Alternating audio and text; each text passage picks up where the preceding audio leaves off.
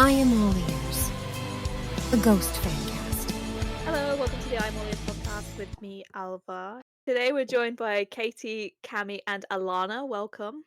Hello. Hello. Hello. Right, on today's agenda, we are jumping back into our album series for Prequelle today.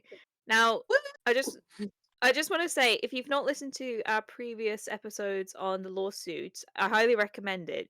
Not trying to self plug, but I'm just saying there's probably going to be some stuff we're just going to skim over with that because we went into that in a lot of detail. And if you want to know more and want to know what the fuck we're talking about, it might be wise to listen to that first. But we will dive in. Prequelle released on June the 1st, or 1st of June if you're British, 2018. It was produced by Tom. I never know how to say his last name. Is it Tom Deity? Deity? Dalty? I think Dalgetty? Dalgetty, I think it is. Yeah, I don't know, but yes, I never know how Yeah. to say it either. Yeah. It was produced by Tom Dalgetty, a fellow Brit. Love him. He Yeah. also brought. I love him for this because fun, weird little bit of trivia that we're getting ahead of ourselves in. It was recorded in Sweden, but it was mixed in Bath in England, which is really fucking random. Like the thought of Tobe just in Wiltshire for a couple of weeks, pottering about, going to fucking Poundland. I don't know what he got up to, but I love that. The cover is a heavy nod to Sepultura's Be Still Devastation, which is the same album cover that Tobe has on his upper arm, which is I don't know how you describe this. It's like you've got this like chasm of like this monster, and then what's the there's a painting that it's also Yeah, it's referenced, a isn't painting it? of a pope. I'm trying to find my notes on it. But yeah, it's the painting of the I think it's like a pope or a cardinal, but it's viewed as like one of the best portrait paintings ever done because it just looks so much like him, to the point where I think he didn't even like it because it looked so much like him. Yeah, but they've kind of obviously done what ghosts do and like have twisted it so it looks very Yeah, devilish. So yeah, great album cover. It's probably my favorite, if I must say. it is really beautiful. But yeah, the there's a really good source if you want to read all about this, which is probably what I've at least myself have taken a lot of notes for. If you go back and read the Sweden Rocks 2018 magazine, it's fucking fantastic. It's this in there they've described Prequelle as an eggy album, which is these little like balls, but I know the ones that they used were like skeleton skull heads, and they're just filled with like I don't know if it's like sand or something, but like you shake them and it gives you that little noise. Mhm. The whole album, once you know about that, you listen to it, you're like, oh yeah, I could hear it. Obviously, there's the loose concept of the plague, which we learn a lot about in school, especially in here in Europe, because Yeah, obviously it took most of us out, and it's very ingrained into our history.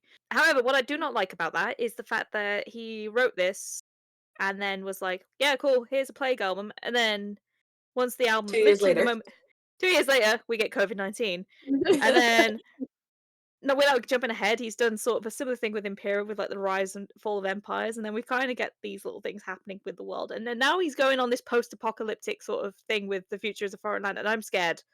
Help yeah. me, I'm scared. Stop predicting the future! Apollo, leave that man alone! Stop hitting him with dodgeballs!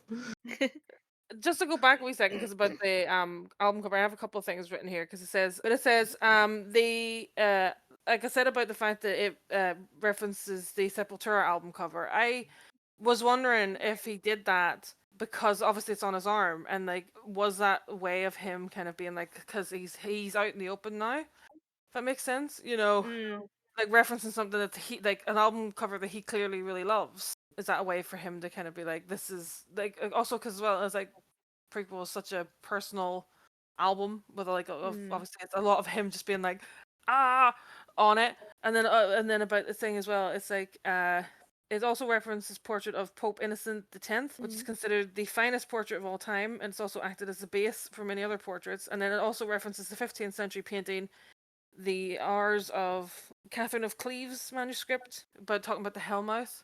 yeah. I was just want to get them those out because I wrote them down and I was like, I need to No, use them. yeah.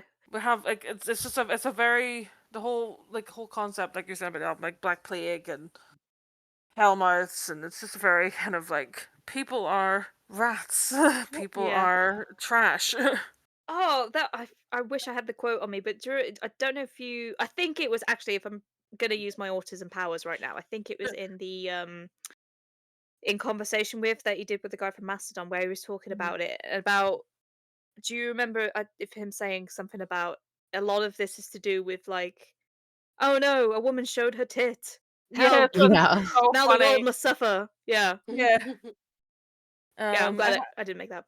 no, I think I have it written down here. Because he did talk about because it's the way he says it, just showed her tits. Always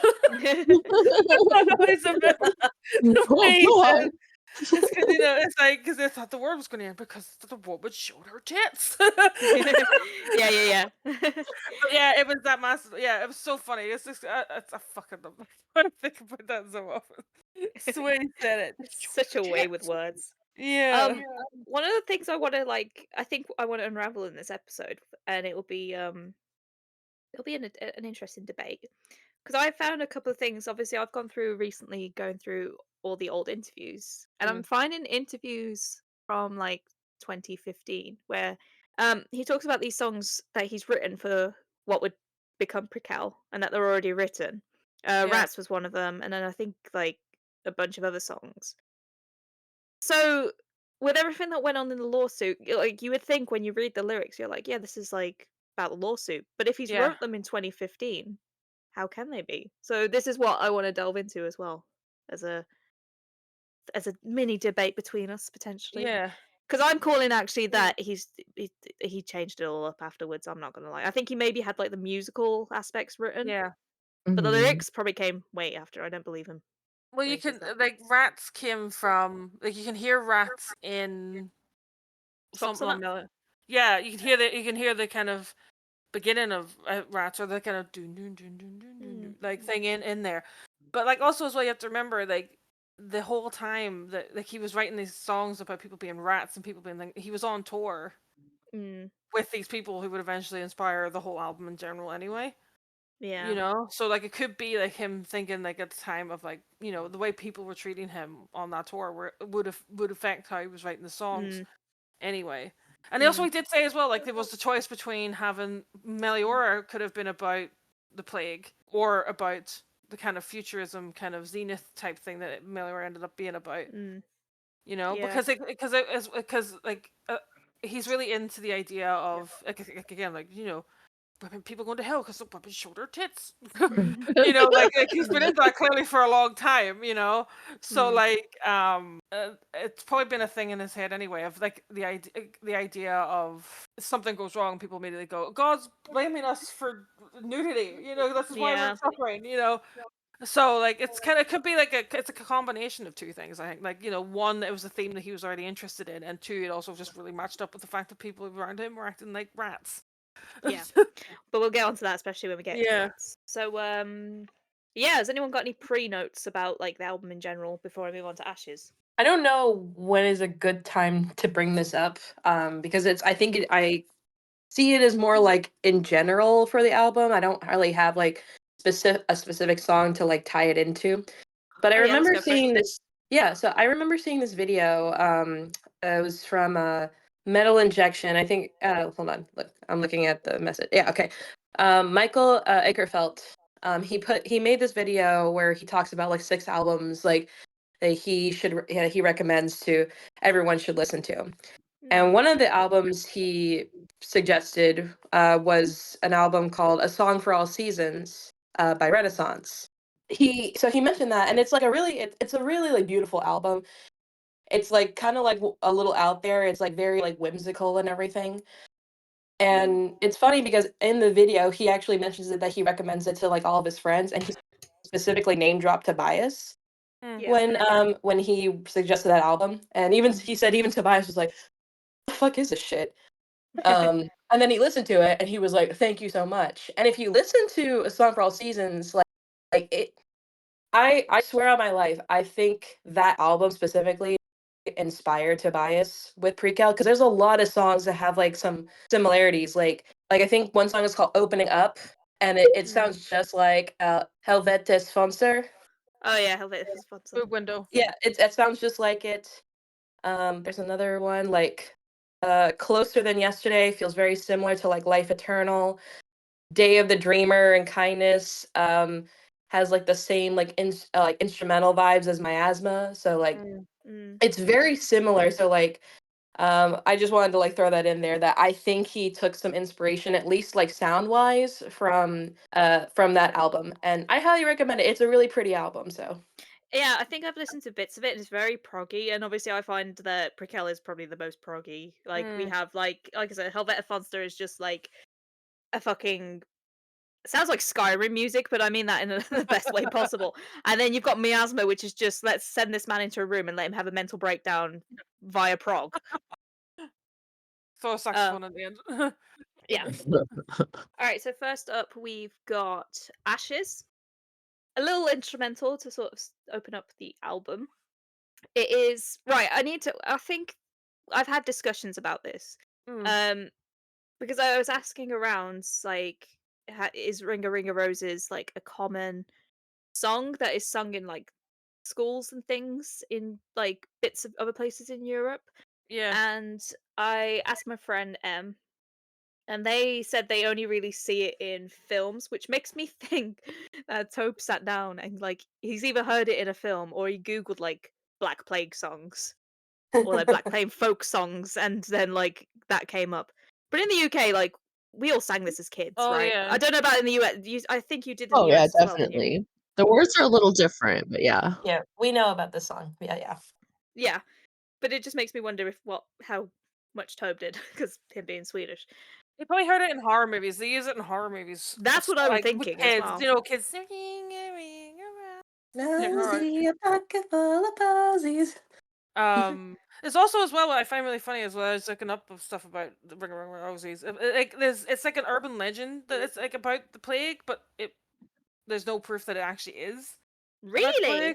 Yeah. Because I had the opposite thing where, like, obviously you grow up thinking it's just a little nursery rhyme about fuck knows what, and then Yeah. you get told it, and then it's like mind blown moment. Yeah, but that's what I thought as well, because like it's like London Bridge as well. That song London Bridge is supposed to be about the fire of Great Fire of London, but apparently Yeah. that's nothing to do with the fire of London at all. Like, Yeah. but people just kind of put it together. It's like I think it's just one of those like old urban legends. Somebody said it once wherever long ago, and then it's just kind of kept going. It's like, oh yeah, Steve told me it was about that, wasn't it? Because I don't know what you got told at school, but the thing that we got told about that song was obviously the Ring a Ring of Roses was like the little sort of ring foil things that you look like, and then the posies were kept in pockets in order to kind of warn off like the fleas and shit. Yeah. Also, as well, I'll take this opportunity to mention the plague doctor masks that were like very prevalent during this era too. Oh yeah. Mhm. And the reason that they had the way they looked the way they did is because they used to fill the nose parts with spices and herbs and things that would like block Yeah. the smell. You think they couldn't have come up with like a less creepy looking design, but Yeah. I want to shout out to a book I'm reading at the minute for all you Ghost fans, because I'm pretty sure it's actually written by a fucking Ghost fan. It's a Swedish book called Pestblomma, and it is literally set in plague time Sweden. And it's very good so far. It's a kid's book, kind of. Well, it's more like I'd say young adults. And there's a character called Tobias in there, and yeah, it's Swedish. It's plague. There's a character called Tobias. There's clergymen. It's coded. Go read it. That's good. also as um, well, Minu sings on this. We have to mention that. Yes, so I was going to bring her up. So I've got a quote here. Shout out to Minot, the most talented member of the Forge family. I'm joking. Hell yeah. Queen. Queen. If this is from Sweden Rocks magazine, it says, "Have you?" The interviewer asks, "Have you taken it for granted that this is just a fun fig? She hasn't said now I want to be paid or extra weekly allowances." And then Tobe says, "No, she probably hasn't quite got her negotiation skills up yet. Hee hee. The difference between her and the others who come in and do a job that is that they won't inherit the whole group the day I fall off the peg. So I think she gets some sort of return anyway." Basically, he was like, "Yeah, the day I die, she inherits a load of my shit." And I'm like, I don't want to think about that. Thanks. Please don't say that. I do really love the fact that like she seems to be like his son's probably very interested in the band too, but she seems to be the one that's like because he always talks about the fact she picks Therese and Mm. she says, you know, she does the Ashes, and like and then she's like she sings on the choir in Respite as 20s well, and and 20. 20s. Yeah. Yeah, so like she seems to be the one that's like really into And like then she's also the one that told Tobias about how Mariana Cross yeah. was getting popular on TikTok. So I feel like out of the two, I feel like she's the most like In involved. tuned. Yeah. Yeah. And then also like if I remember correctly, like very early pictures of like the kids when they were like really, really young. I think I remember like a picture of them, and Minnow was the only one wearing a ghost shirt. Yeah, she was. Bless her. Yeah, this was So that was cute. during the Prequelle era. She was holding Cardi's Yeah, hand. yeah, it was. Ah, It's so It's so cute. cute. And then also that again, there's a video during the Meliora whenever he brings the two of them out on stage, and she's like loving it, you know, like she's like hi, and then Morris just gets like halfway across the stage and just stops. He's just standing there, and then like Minnow is just like she's got like the little metal horse. She's like, yeah. we're gonna have a nepo baby, and I'm so here for I'm it. so here for it. with this album, it was the introduction to this like brand new era of Ghost, and then we got these chapters because in the past we kind of had like little like bits here and there, like with like in like Primo we got like fucking fuck all. With Not very much. Secondo we got like the propaganda stuff, and then with Yeah. Terza we got like random little chapters, but they weren't really like anything like super deep. It was always just sister yelling at the ghosts. Yeah, but like this one, we had like a storyline, like a story, and I was just like, oh, and that's when it got really interesting. Mm-hmm. And then yeah, and then the twins got involved, and they were little babies, and I'm just like, oh my god, they're little babies, now they're adults. I can't. Ah! It's so Aw. cute. I love. My favorite one is that when he's on the bicycle, like the little tricycle, and he comes around the corner. Come play with us. Ministry is Love not it. your playground. Do you ever think, Minnow, like, because obviously the Ashes was used as like the live intro for so long, and it was like at the like Kia Forum and stuff like that when they did it in 2019. Do you ever think, like, especially when like all the Harry Styles tour and everything was going on, like Minnow was just like, yeah, my voice is echoed in that hall. I Like, would be. she's got to brag about it. Surely, I love it. So yeah, I will. my voice is on a Grammy nominated album. You know, just saying. I will say, I got to go like my very first ghost show was during like the pre-call era. So I got to experience seeing like Ashes live as the opener. And let me tell you, that shit is fucking creepy live. Mm, Because because when I saw it, it was in a small like theater, and it was like all black. Like the curtain was still like drawn, and then they started the music, and like hearing it in a theater, it's like super like ominous and creepy. And then like as soon as like it kind of like does that little like breakdown for a second right before it leads up into Rats, that's when the curtains would open, and it's just like ah. that's really cool. So then we have Yeah. Rats, the banger that is Rats. So Tobias reckons that it is like what was the interview now? It was an American interview, and the guy was like, is this a metaphor for such and such and blah blah blah, and then Tobias was like, no, it's literally Rats Oh, about it's the a romance. Revolver. Yeah, I have it's an interview with Revolver. It says he says it's actually not technically about rodents. It's about something spreading as a wildfire and completely destroying things quicker than you know it. It was how the plague started in Europe. It was basically a couple of merchant ships that had been over in Crimea. A few of them then sailed into the port of Messina in Sicily, and according to the legend, from the ship came rats, and they were carrying the fleas that had this bubonic plague. Almost everyone on the ship was dead or dying. Yeah. So it is to have the metaphor of like people are rats and stuff like sometimes, Yeah. but like it's about rats. Yeah. He said that he wanted a big opener like on Blizzard of Oz with I don't know. I think he said he watched the Moscow Peace Fest where Ozzy Osbourne was performing. And yeah, if you know anything about Ozzy Osbourne, like I don't know is a fucking banger of an opener. So I think he wanted a version of that. And obviously he's a nostalgic guy, so like watching the Moscow Peace Prize, the Moscow Peace Festival, like which had I think that if I remember correctly, it's the same year where it was like Motley Crue, Judas Priest, Ozzy. It was like all these big Yeah. people, and then you come on stage to I Don't Know, and it's like yeah. And then as we mentioned earlier, like if you hear back to Spock Sun Up, which means I think we spoke about this on the Mm-hmm. Meliora one, that obviously it's the same little riff. And if you look at the press release from Meliora, it actually says in there like, oh, it's a little tune for a song called Rats, which you'll hear soon. Yeah.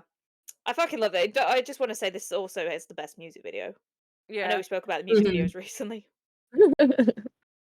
It's a very good music video. It introduces that Copia is a very like it shows off that Copia is like is a more flamboyant character than previous Papas. Like Yeah. yes, Terzo was like a bit of a slut, and whatever, and was flamboyant in a different way. But like Copia like was just like very like energetic. And like the music videos showed that because even like music videos like before like Papas are usually like just there. He's just standing there menacingly. And then there's Copia just being like a fucking like dance number. And Literally ballerina. I was standing like a ballerina. Also, I will say, because of the music video, whenever I listen to it, at the very beginning bit when he says "in times of turmoil," I always see in my head his face in the music video when he The says little it. chew. Yes, I always see it because I literally always see it every time I hear it, Same. and I'm just like, just every time. And like I know we talked like about the music video, but there's so much good symbolism in it as well, because like obviously the white horse is supposed to either Mhm. represent death or pestilence, like in the Bible. Because there's two horses. There's like the pale horse named Death, and then there's the white horse that Pestilence rode in on. Mhm. And so it's like he's either death or pestilence. Yeah. Leaning more towards pestilence, but also death. Did we talk about how like he was like, yeah, we got a body double for the bits that are standing still on. I love that. His face after he says it as well. I don't know if this is official anywhere, but I think I want to say that the video was also kind of like a tribute to like Thriller as well. 100%. And then I don't quote me heavily on this, but if I remember correctly from this time, I think they actually had fans be like the dead Yeah. bodies in the video. Yeah, they did. They did, because I Yeah.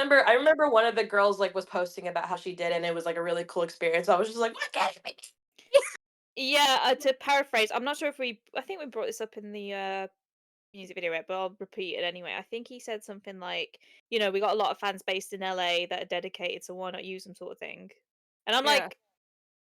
like, my phone number's right there. I don't live in LA, but my phone number's right there. Also, No. another thing that I didn't mention during the music video was, I felt that the music video could also be a reference to a thing that happened in the 1500s. It was called the Dancing Plague. Have you ever heard yeah. of that? Mhm, Basically, it was a mhm. case of dancing mania that lasted from July to September in 1518 in France. It affected between 50 to 400 people, and they believed that they were being punished by Saint Vitus. And those who danced were told to wear red shoes sprinkled with holy water, and then they had a cross drawn on their like the top of the shoe and the sole.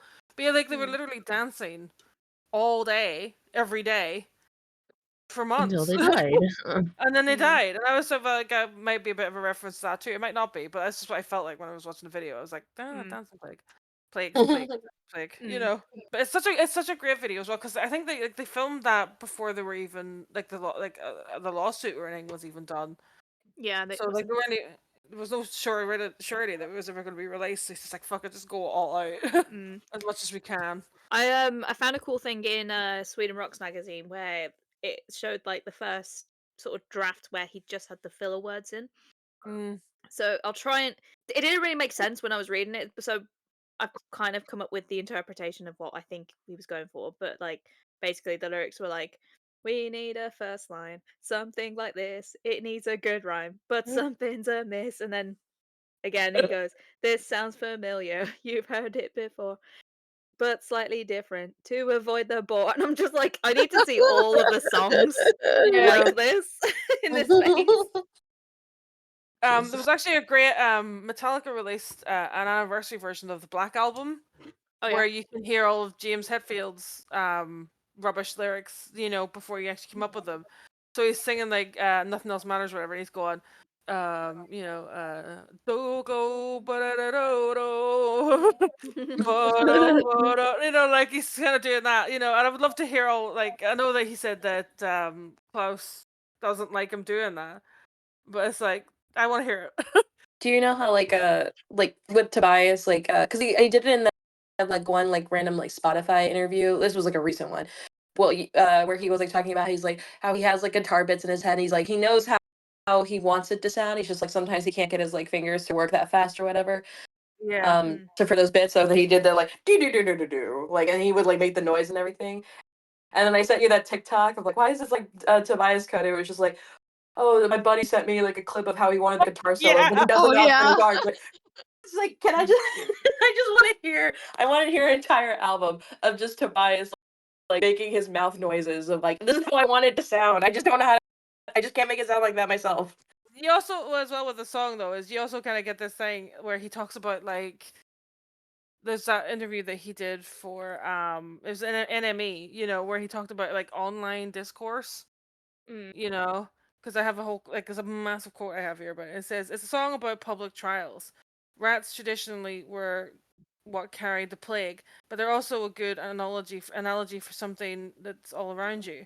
One thing that is annoying about rats is they can hide in your walls. They come up through your toilet, they sort of eat their way into your life. And so I think about the kid getting bullied and how in the past the bullies were just at school or on the way to school. Now they're there all the time online. We look back on ancient times and we like to think about sophistication, that how sophisticated we are now, whereas in the past we were barbaric.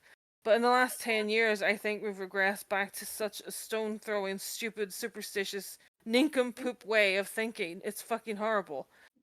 So you're referencing to social media and thinking of the lion and rats. They're still coming after you, and there's nothing you can do. That was the interviewer, and he's like, well, as much as I'm an advocate for whistleblowing culture in the modern era, of course, for that, things that are bad for the world should be exposed. I'm not sure that that's the form for all those people just shouting.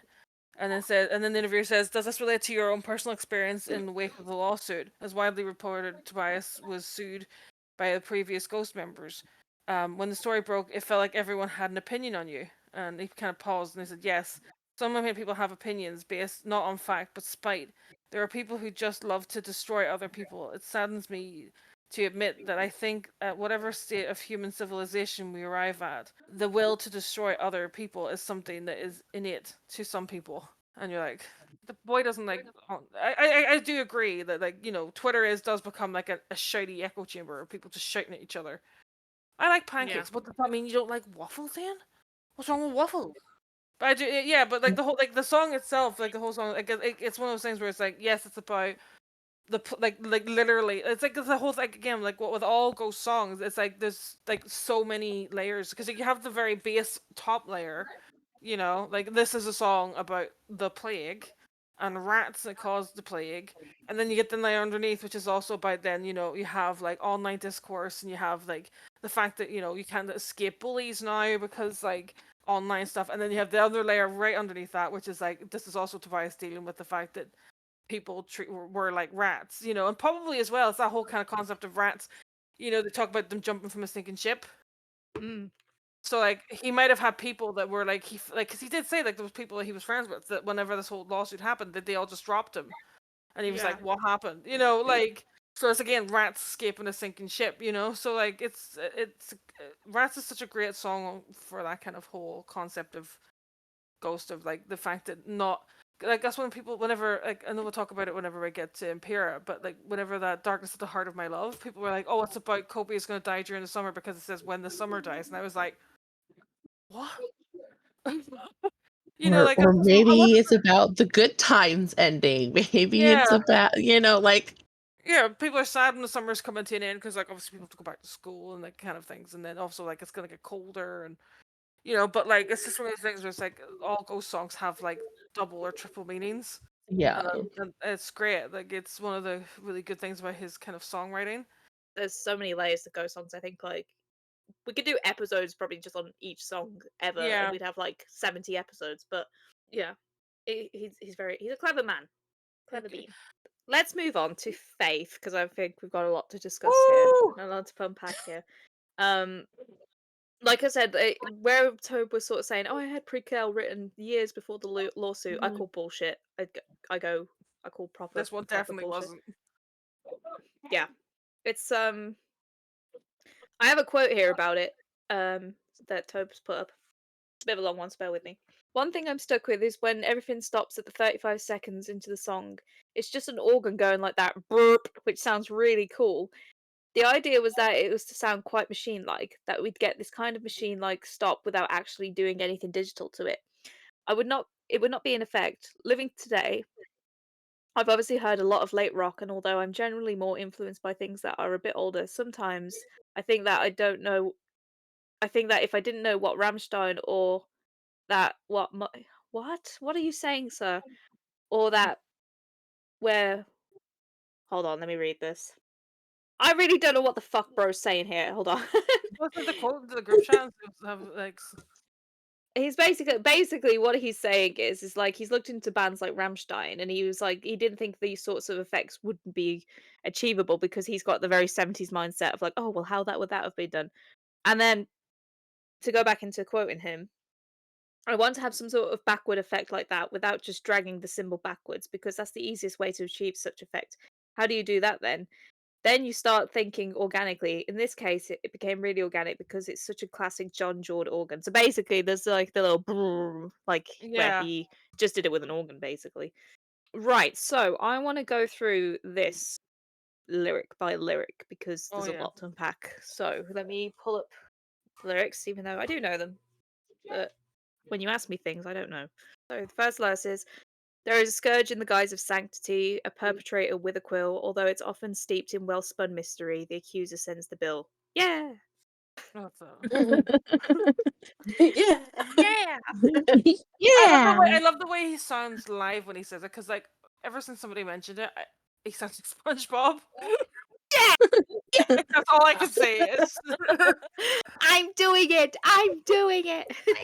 like the whole overview of this whole song is clearly it's about the lawsuit. Like 100%, it's about the lawsuit and it's about the girls. You know, the accuser sends the bill. It's like, you know, like they're sending, like obviously like sending a bill. Like they were saying, like, we want this money. This is what you owe us. And you're like, what do you mean? Fuck off. And they're also suing for like their legal fees. So like they were literally suing him, and like you're gonna pay for it. There's also as well. There's what's a thing I found that said that the accuser sends the bill primarily references how Matthew Hopkins and roaming witch hunters would often come into counties accusing members of the community of perpetrating witchcraft, and then demand payment for their services after seeing the witches tried and tortured. So they came in accusing people, and then after they did that, they went, "Now you have to pay us for what we just did." And we're like, we didn't even ask you to come here. Yeah. You know, but like, and then also like there's a scourge in this guise of sanctity. It's like the idea of the church in general, you know, like. Well, I have a slightly different interpretation of that, and I'm going to get all English GCSE Oh, go exam ahead. on you. So, whereas like a scourge is apparently, according to Google, because I don't know shit really, Yeah. the one that makes most sense in the sort of context would be like a person or a thing that causes great trouble or suffering. Simon Soderbergh. No, I'm joking. No, But yeah. the basically the lawsuit goals, and in the guise of sanctity of like being in a state of sort of like, you know, sacred and Holiness. holy and great ultimate importance. So it's like these lawsuit ghouls think they're hot shit, Yeah. but they ain't. And yeah, and then obviously like what we said, like the perpetrator with a quill. Yeah. So they were writing up a lawsuit, and then the accuser sends the bill. Blah blah blah. That's self-explanatory in that context. Yeah, but yeah, it's like that whole thing again. Like there's like, you know, the double, triple layer meanings of all ghost songs. You know, like Yeah. that's what makes them such an interesting band to like, because like, well, like I'm not saying that other bands don't do this, because obviously they do. It's the nature of songwriting. But it's just like you can listen to Ghost and like not know anything about the band and still have a great experience listening to the songs. Whereas if you're a fan of the band, you then get so much more out of the songs, because then you know all the things like he's interested in, and like this, like obviously like the history and the kind of any kind of big major events. Like obviously, like the lawsuit was like a major event in this band. So like people listen to because like when I first heard Faith, I had no idea about the lawsuit, and I was like, this is such a great song. And then somebody was like, it's about the lawsuit to happen, and I went and re-listened to it. I was like, oh my god, it fucking is! It's his burn book, like it's his Mean Girls burn book song, like. And it's also one of like because there's only like a handful of Ghost songs that actually like get played on radios, and Faith is one of them that I've heard like a few times on like some rock stations. So it's even like it's universally liked. It's just really good. It's almost as if we made a whole podcast out of it. Which speaking of, so we got the chorus and it's I am all ears. No, sorry, I am all eyes, I am all ears, I am the wall, and I'm watching you fall. And it's that kind of thing I think we discussed on the lawsuit episode where it's like, yeah, I write the songs, I make all the visuals, I'm the foundation of this fucking thing, and you guys are going to shit. Yeah. I make all the things. You just are here and goodbye. Yeah. And then obviously because Faith is mine. There's actually another Motherfucker. thing. There's actually another thing as well. Again, the double meanings of things, because there's a fun thing, and it says Prequelle is situated in the medieval Black Death period. Everybody is dying, and according to the clergy, Satan is the culprit. So the speaker is him. He's everyone. He's everyone's eyes, ears, and he's watching humanity fall down because of him. Which I think is a cool take on it too. Like he's, like he writes loads of songs from the point of view of being the devil. Like watching humanity crumble, and I love that too. Yeah, especially with the repeat of that chorus when he goes all like growly. It's great. Also, another thing I will add, I love the fact that they added for the live version of him doing that kind of low rumbly growl at the beginning of it. Like, I need that tattooed into my fucking brain. Yeah. Yes. I'd love to know what inspired him to start doing that, because thank you. I'm glad he did. Or whatever inspired him to every start doing every that. time I hear it, I'm just like, oh my god, hi Mary. Oh, Mary's there. Hello. It's so good to hear you. You're still there. He said they were out there somewhere. There they are. It's been 12 years in Azkaban. It's been 84 years, but he's here. So then we got the second verse. The Luddites shun the diabolical, a fecal trail across the land, although it stinks, feels, and looks identical. A pack of fools can take the stand. And then the most James Hetfield, ha! That was like when I was first getting into like Ghost, and I listened to Faith. I was like, and then I heard how much of a Metallica fan he was. I was like, this is his like yeah, like that James Hetfield does. I love and like, that. Yeah. But yeah, the Luddites were a group of English textile workers who protested against the use of new machinery during the Industrial Revolution. I thought that was a nice little nod to Impera there, a little foreshadowing. Yeah. And then the whole stinks, feels, and looks identical thing couldn't be tied to a certain electronical band that the ex-schools are now. Yeah. Literally, like, can I borrow your homework? I promise I won't copy. I do think it's funny how like during like the live performances, like he actually just like puts his hand by his ass, is like, and then he smells it, he's like, stinks of ass.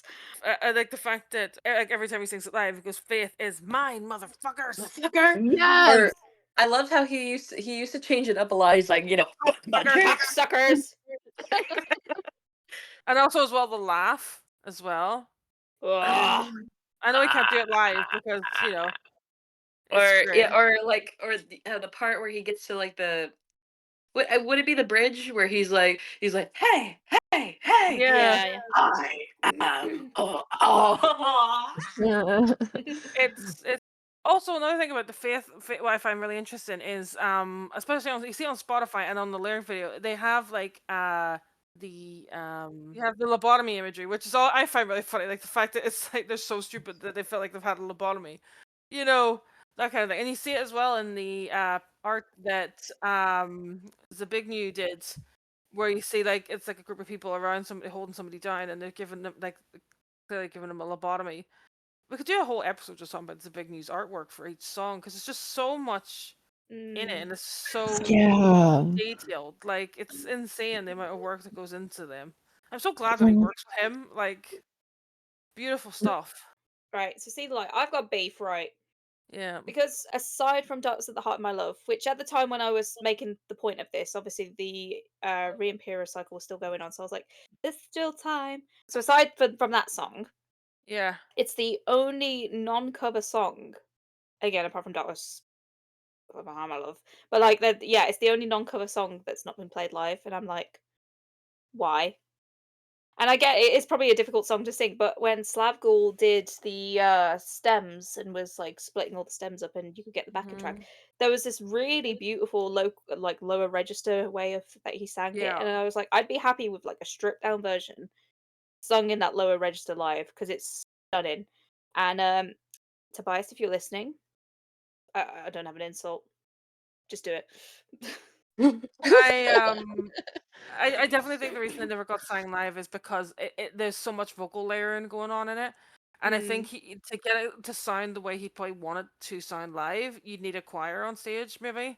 True. You know, and like the idea of touring with a choir of people is just like, you know, like he said about like the idea of bringing dancers on tour, and then you realize that's another 12 people that you have to worry about and feed, and you know, Yeah. make sure they get there in time. So, you know, That's why, like, whenever he does, he is able to accomplish that. It's usually like a one-off thing, because he's only had like choirs like as like one-offs. Like, I know he had a choir for when like I think maybe the one time he ever performed Bible live. yeah, Yeah. He had a choir for the very first time he did Griffwood, and then he did Griffwood like maybe like a handful of times after that without a choir, and it didn't hit the same.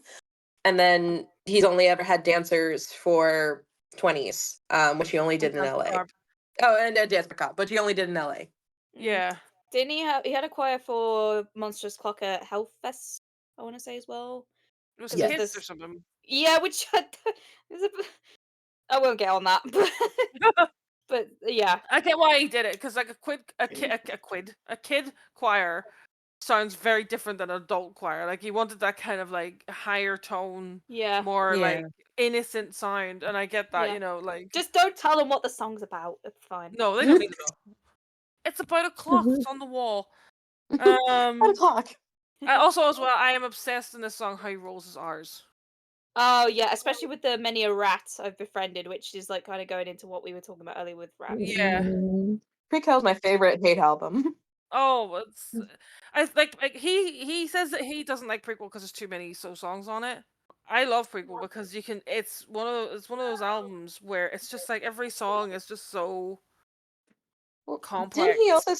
Didn't he also say that, like, I don't know if he said that he didn't like Prequelle, but for this reason, or I remember he made a comment how I don't know, maybe he felt bad that like he felt like a lot of Prequelle is like a lot of there's a lot of instrumentals in Prequelle as opposed to like Yeah. other albums. Mm.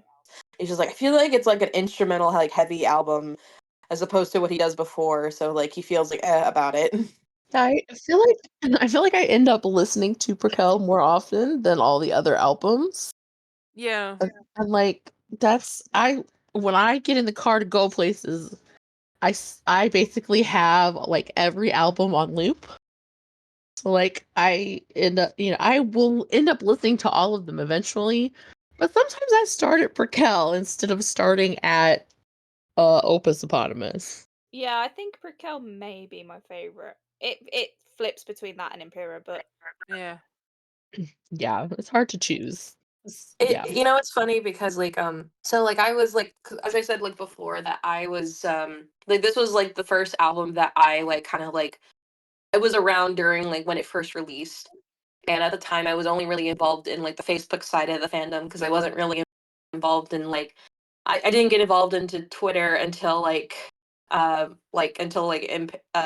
kind of already came out. So I don't know what Twitter was like or how Twitter reacted, but I remember the Facebook fans were not a fan of Prequelle because a lot of people like really just didn't like how it sounded a lot poppier than mm. previous Ghost stuff. how like if you look at Prequelle in comparison to the other previous albums, it is different. It does like stand Oh, out a yeah. little bit. Like obviously, like if you're like I don't want to say if you're a real fan, but like if you're a real you fan. if you're a real fan, then obviously you don't really notice that big of a difference, or like you can see how like how we got from Opus to here. Like you Yeah. can see that progression.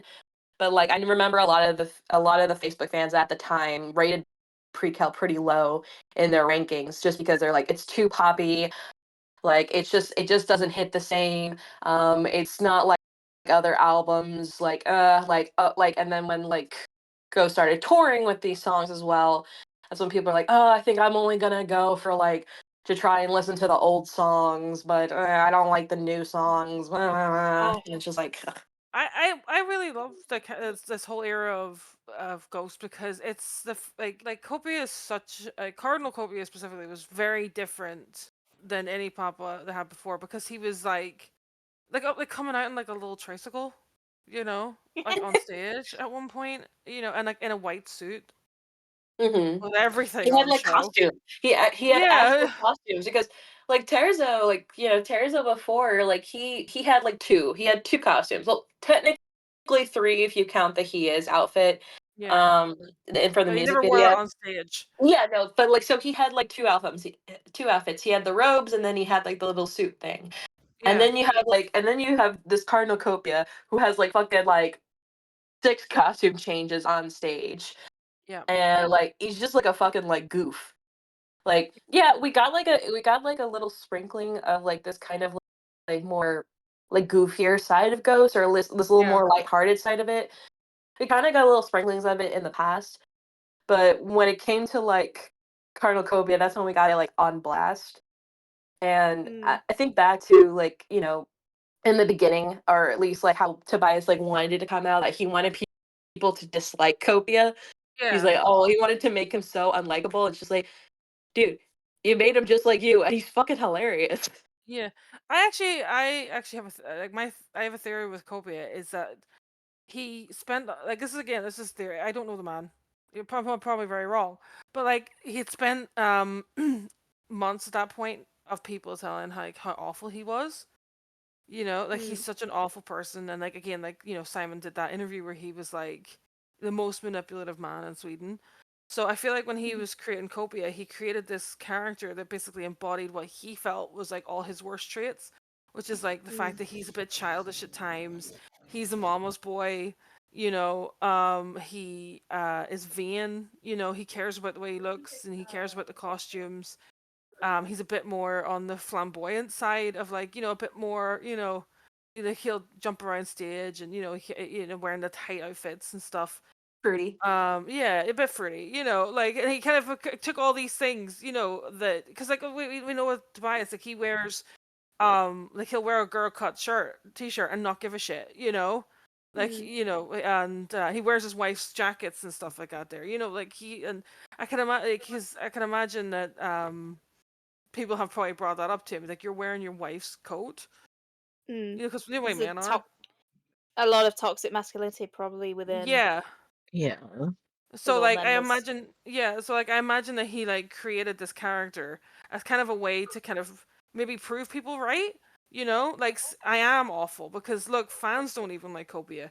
And then he made Copia and was like, look, don't you hate him? And everybody was like, no. What do you mean? We love him so much. Like he's a goofball, and we He's our love it. favorite guy of all time. What are you talking about? Yeah, like I know we always talk about autism and stuff like that there as well, but like, people always joke about Copia being very autistic, and like we've talked before about the fact that, listening to the way Tobias talked about himself and that kind of side of him, like before he would just say, you could go to your doctor and get like a bunch of letters put on a page and that would explain what's wrong with you. It's like up to recent times where he said about his semi-autistic mind.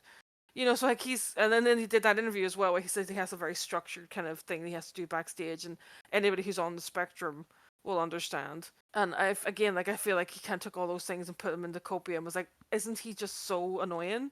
Isn't he awful? Don't you hate him? And everybody's like, no. Oh. And then also as well, like Copia was mean to the ghouls, telling them to fuck off and stuff and shut up and like shoving them away and like again, like a thing because apparently Tobias was so awful to the ghouls. So my theory is that he made Copia as a way of being like to try and maybe prove them right in a way, like they're right about me. I am this horrible person, and then everybody was like, no. I love you, Like, bitch. Who I think it was you, Alana, who said it, and I I think about it all the time now. Copia is just Tobias unmasked, ironically. Yeah. Because he did an interview once where he said that he used to be able to like go on stage as Papas and then come off stage and just take the Papas off and that was fine. He could separate himself from the Papas on stage. But Mhm. then whenever he got to Copia, he found it harder and harder to kind of see the difference between himself on stage and off stage. Like he says that Copia is more social than he is, and I'm like, where? What do you mean he's more social? What are you on about? He hangs out with his mum and his dad. Like, is this your version of social? Like, and again, like I don't know the man. I could be just talking out my ass, but just from what I've seen, and I've over the 2 years and like all the things I've read, that's what I felt. Like I don't know if we're supposed to be talking about the songs and stuff, but like it's just because we brought this stuff on the stage. But yeah, I just really feel like Copia was this kind of way of him trying to deal with the way people were talking about him, and then instead of getting the kind of confirmation that they were right, people were just like, "No, we love this guy. He's great." And like, because as well, like he said, like, he didn't want to kill Copia, like he didn't want to say goodbye to Copia. Like he, like easily executed everybody else. It's just last three just got fucking nerfed off the planet, like fucking, to the point where he's holding, Terzo's head, in his hands on, on the cover of Metal Hammer. Like, look, he's so dead. How dead this guy is. He's never coming back. I've turned him into a bowling ball.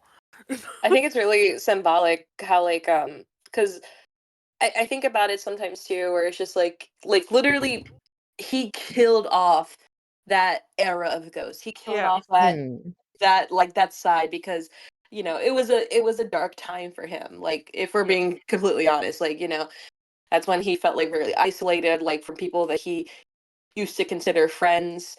I'm sure you guys mentioned it on the I can't remember right now, mentioned on the podcast how like, that was just like a really isolating time for him. Yeah.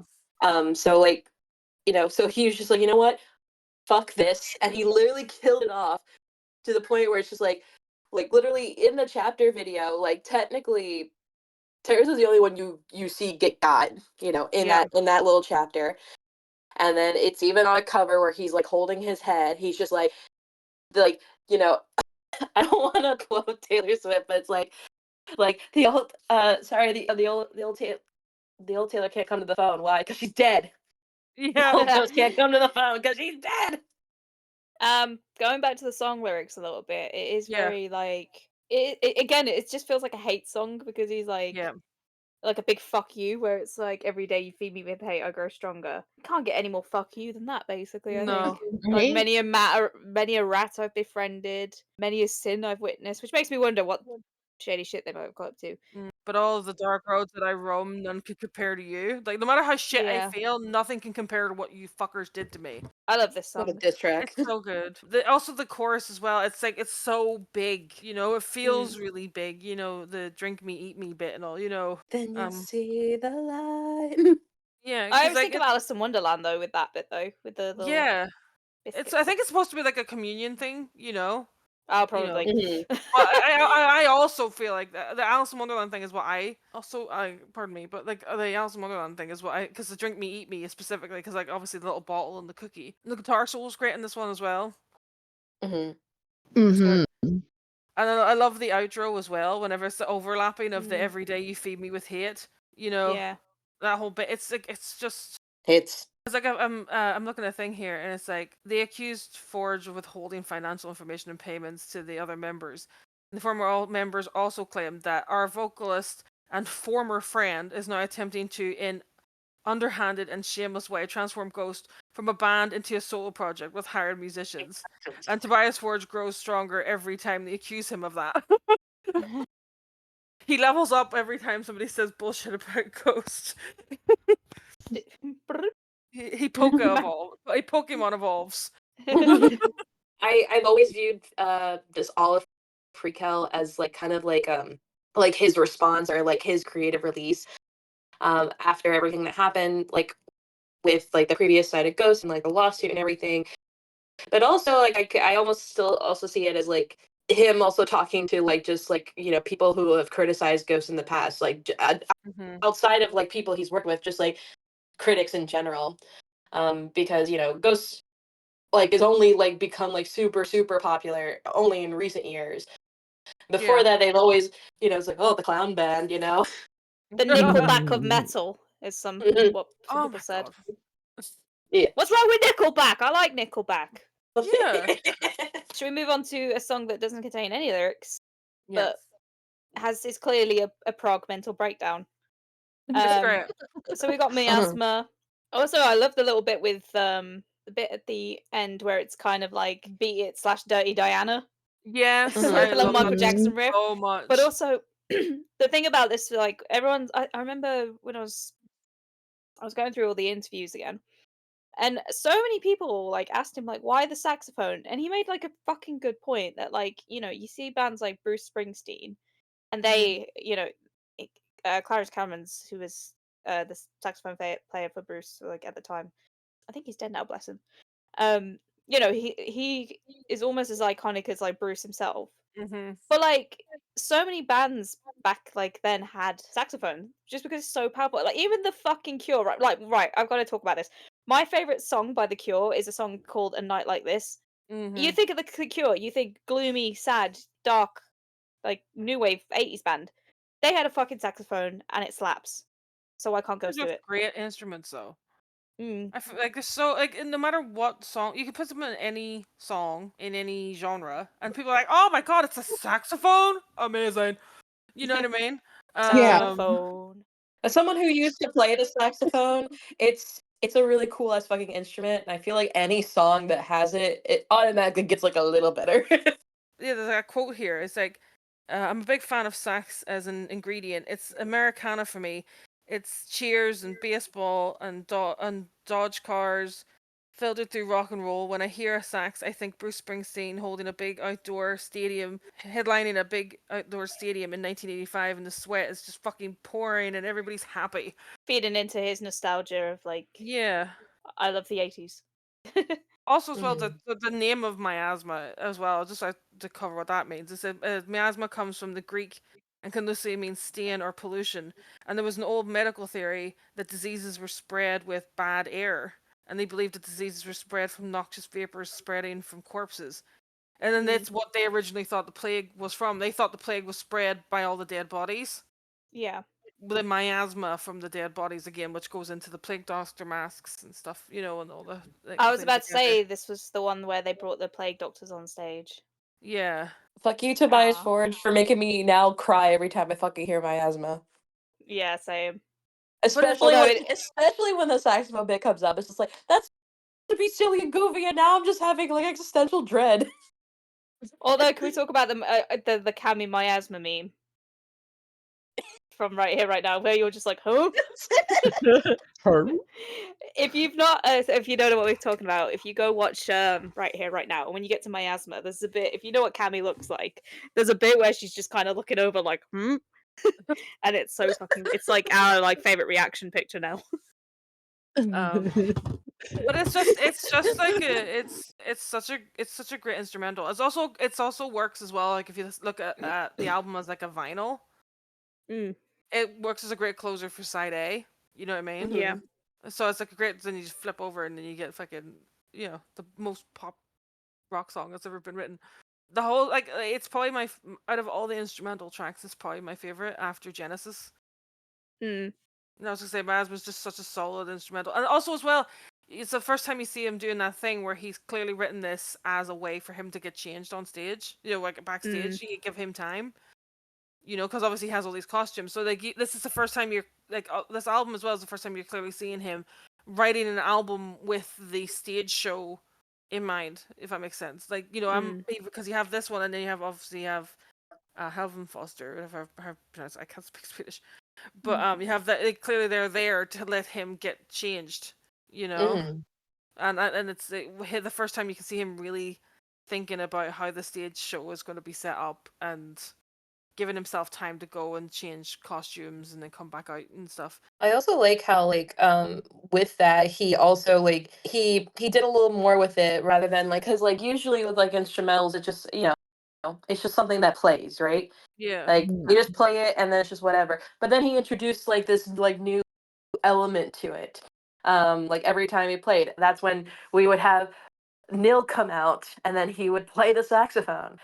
And like during the pre he like literally like they would just walk him on stage. Like he would just like kind of like Yeah. with a cane and everything. He would come on with like a cane and everything, kind of struggle up stage, and then kind of like losing his breath a little bit, and all that. And now like after they killed him off, then they're like, but we still want to play that song because it's a good like I gotta go change outfits now song. And they're like, well, we're gonna find another way to do this, and they're like, let's just resurrect him every time. I honestly Like, can't imagine what people thought the first time they saw them roll in that box. Like, what the fuck is this? And it's just Neil, and it's his corpse, and you're like, oh my god. no, I remember, because it was for Imperator when it went to Europe, because they did the pre-Imperator, and pre-Imperator they didn't have it on the set list. Yeah. And then they brought it back for Imperator when they went to Europe after Imperator came out. And I remember like seeing online, like, like, oh, my asthma bag, like, how is my asthma bag? And then I saw the video, I was like, what the It's very Alice Cooper, the Oh, lights yeah. and the sparks and all flying from it. I love it. It's also, as well, it's like the intro for the Dance Macabre music video as well, with the kind of Mhm. like thriller letters and stuff, playing over. Yeah. It's great. I just keep saying that after every song, but it is great. Like This is a great fucking album, by the way. Yeah. Prequelle's Tell this is a fucking great great. fucking album. It's one of like Prequelle and Impera are like I like all the albums as like I'm not one of those people who's like, well, I this album is the one I hate. But I will say Prequelle and Impera are the two that I will say that like have probably like The strongest songs, I'd say. yeah, they're definitely the strongest songs, and they're definitely there's ones where you're not like it's okay, like there's very few it's okay, There's not you many know. skips on these albums. Yeah. Hmm. I don't judge any. I don't want to judge Oh any no, fans, but if I will. whenever I meet a fan and they say that they don't like Prequel, side eye, immediate side We eye. It's can't like, be friends.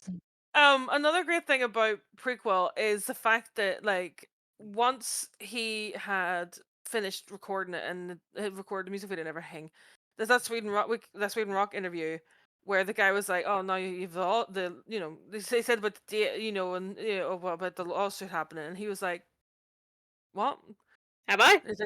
He's like, "What are you on about?" And he's like, "The lawsuit." And he's like, "Oh, okay." And it's like that meme of like, I was just so happy about recording this great album that I forgot a lawsuits existed. So it just shows that the whole album was just so cathartic for him, and just like it must Mhm. have been so good to get all of those feelings out and to put them Mm. down somewhere, and like just kind of, because like he probably doesn't. It's probably hard to kind of talk to people about things like that happening to you mhm, because they don't Mhm. understand, and being sued because apparently I didn't pay people. Oh, that sucks.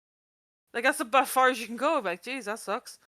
Because like Mhm. you don't know what it's like being sued for something like that, especially whenever you know so full-heartedly that you were responsible for all this stuff. So it and must have been also great. and also that again, it was with people that you thought you were like cool with. It was people Yeah.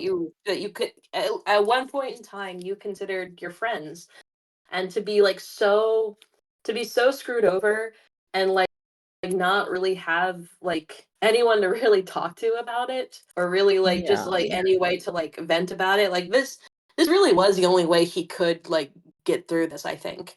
Mhm. And I can't remember which fucking interview it was. I remember reading like he did a piece in a magazine. I know it was like a recent magazine because I remember they used pictures from this era of Ghost. Yeah. But he was talking about Prequel, and I remember he was talking about, because I think other stuff was going on in his life, like besides the lawsuit. I think there were just other things going on. So Yeah. he was just like, he was talking about how he wasn't like in like a great mental state the entire time Oh he was yeah. writing Prequelle. Like again, outside the lawsuit, it was just not a good. He was just like straight up not having a good time, you know. And I feel like you know, Prequelle was just like a way for him to like just really express like all these like different emotions he's feeling, because like I don't want to get too into it, but like I think this might have been the only way he could express that. It's also interesting So as well. Like I think it was the French interviews just before the EU tour. It was that 3-part one, and I think Yeah. the label were trying to get him to not to either change Miasma to like have lyrics or to just take it off. And he was like, "Why?" No. I said no. No, He basically said as well the reason he made the album was to prove that they didn't have any, like they weren't as important as they were making out, like during the lawsuit and stuff. Like the reason the album was made at the time the lawsuit was happening was because he had to prove that he didn't need them to make the album. Mm, You know, period. like that was, and he was saying like they're sitting all talking about this lawsuit where I'm here making a fucking album. mm. You know, making a great record, and I'm here doing this. This is my job. I'm doing my job, and I don't need them to do this job. Joke's on you. I could do this without you. Yeah, like he 100% proved that he Ah. like I'm not saying like he sits there like with a drum strapped to his back. Like obviously, like he will be the first person to be like, other people help me do this. But like at the time when he was making Prequelle, like the whole point was these guys were saying he can't do this without us because we're so integral to the band. You know, because we all apparently came up with stuff about Cerise, the only song that won a Grammy from this record. Weirdly, we also helped write it. And you're like, oh, that's convenient, isn't it? Huh. But so like he said, I think it's like this. Like, I haven't read the Sweden Rock interview. I would 100% recommend it. It's probably one of the best interviews that he's Mm. done because the interviewer was so good. You know, with all the questions they ask and stuff. Like they got some really great answers out of him. You know, well, it wasn't just asking the same things over and over and over again, which is like happens quite a lot with ghosts. People will ask the same questions repeatedly, and you like ask him something else, please. Stop asking about the Satanism. Ask something else. We know this Satan and ghost. We get it. Yes, please ask something else. But yeah, he was saying like in that interview, like that he was doing it to kind of prove a point to himself and to everybody else that he didn't need them, and that he was going to just keep going with Ghost because he didn't need them. And like, yeah, see, he was right. He didn't. Look what he made. Isn't he so good? Put it on the fridge. Speaking of things that he made, I want to move on to Dance Macabre because apparently this wasn't written to be a ghost song, No, it I wasn't. remember that, yeah. which is interesting. And then Yeah. wasn't it like they all looked at it and I was like, yeah, this is a fucking ghost song. Because Yeah, wasn't he trying to prove that he could write like different genres or something? Like he could I write for think so, another yeah. artist or whatever. yeah. And then people looked at it, they're like, "No, dude, this is still a ghost song." He's like, "Oh, okay." Again, Yeah. it's the Sweden Rocks again. The quote says, Dance Macabre from the last album was originally meant. This is from a different Sweden Rock interview. Dance Macabre from the last album was originally meant to be something completely different. During weaker periods of my life, I've thought a lot about writing songs for other artists. Like a lot of songwriters do, recording your own rock songs can bring in some value. But if you write for a really big artist, we're talking about a completely different income. So when I brought that idea to Vincent and Salem, it was with the intention of doing something that wasn't for ghosts, something that I thought could be a fucking fat disco song. Because I think he did mention like David Guetta was the idea. It was like, and the interviewer said it's not that hard to imagine with Dance Macabre. It says exactly, and I thought we could give it to some artists, to some other artists, but they thought you could hear straight away that it was a ghost song, which in my world it wasn't. We agreed to spend half the day trying to make it a ghost song, and if it didn't turn out well, make it a David Guetta song instead. It became a ghost song, and that's the typical case where you as a songwriter don't understand what you're doing. But I like that because like that interview that he did with Rolling Stones, where it's like this, this doesn't like sounds like a pop song. I'm like, no, it sounds like a ghost song. It's like I think I can see what Seven. he was trying to do because, like, I Yeah. think, like, with the wordplay of, like, bewitch you, I think he was Yeah. trying to do that. The song that always comes to my mind is the Queens of the Stone Age, "Make It Witch You" Yeah. thing. I think he was trying to do Mhm. that kind of thing and make it, like, sexy and something that you could maybe see, like, I don't know who fucking do it, but make it like a sort of a sexy number. Um, Mm-hmm. Oh, it's a sexy number, all right. Yeah, yeah, it it is. is a sexy number. He does Did you see the succeed. movie? Did you see the movie by any chance? Yeah, he wrote it for the gays and the theys, and we love it. Yeah.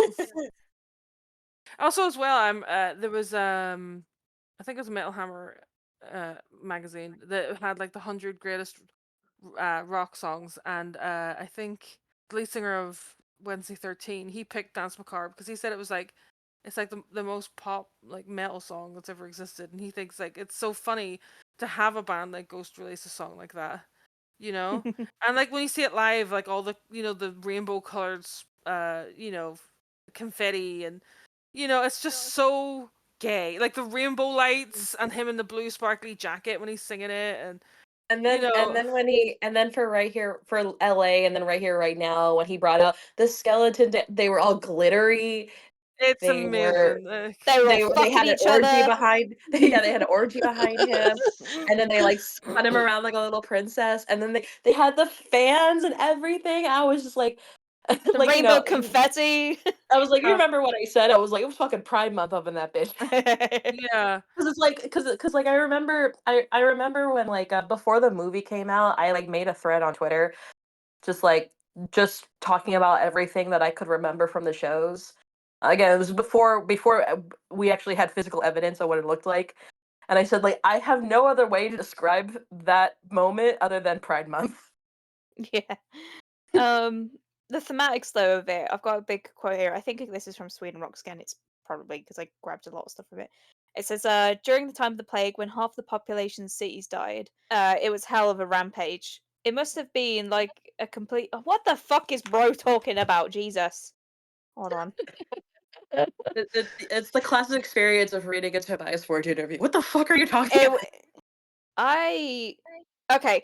I'm not going to read this. Basically, what he's trying to say is that a lot of people were so scared that they were going to die that they would just go. He mentions an orgy, fucking hell. But yeah, they would Of course. go out to the pubs and just like party because they thought they were going to die tomorrow, and that's exactly what he wanted to do with the song. It's kind of it says it has an apocalyptic theme that starts with a reference to 2 minutes to midnight. Not so much the Iron Maiden song, but the whole idea of that in modern times we're actually consistently close to doom, especially today with this Cold War and nuclear threat. Bro, okay. Back the fuck up, Forge. He's saying this in 2018, and this was before the whole like Russia thing was kicking off again. I'm yeah. scared of him. I'm scared of this man. It's So yeah, he says especially today with the Cold War and the nuclear threat, we're back at that like it was in the yeah. earlier 20th century. Bruh.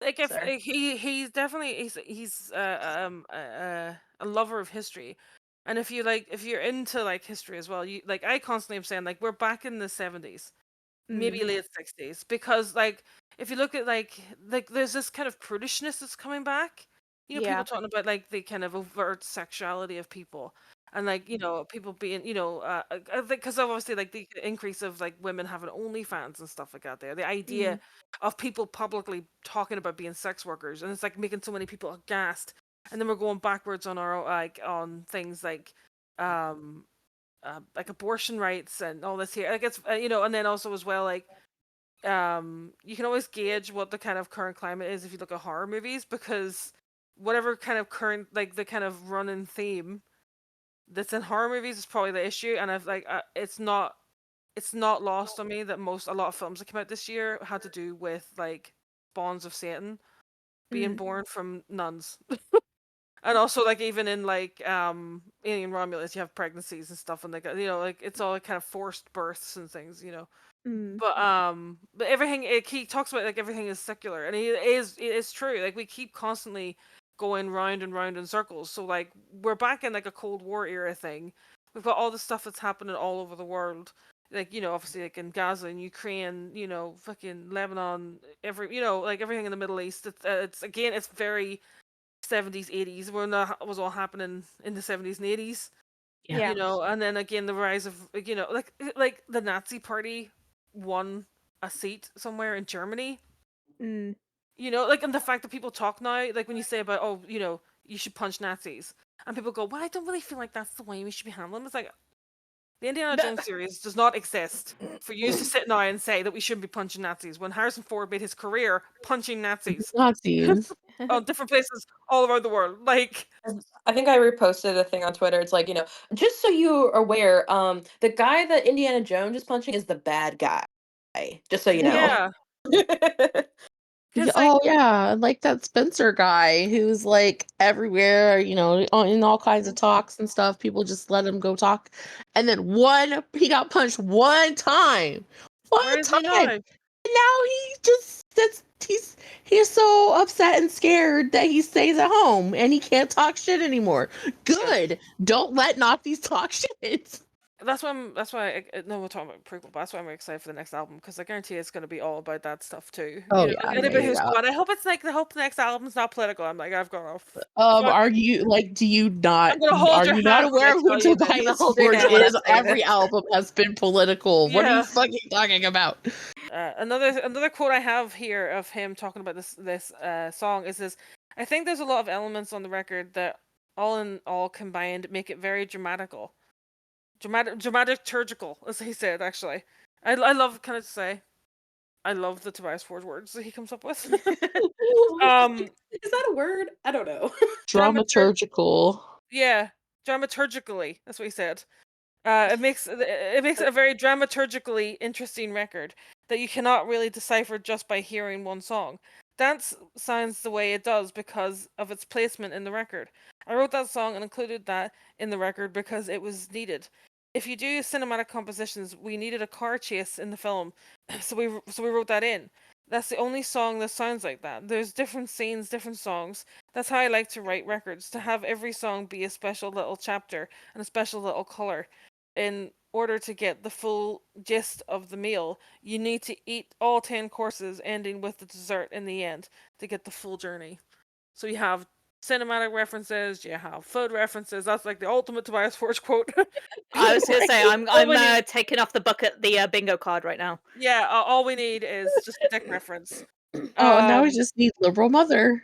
liberal mother and liberal mother and a random sex reference for no reason. And yeah, that would have been the perfect quote. There you go, and it's completely rounded out then.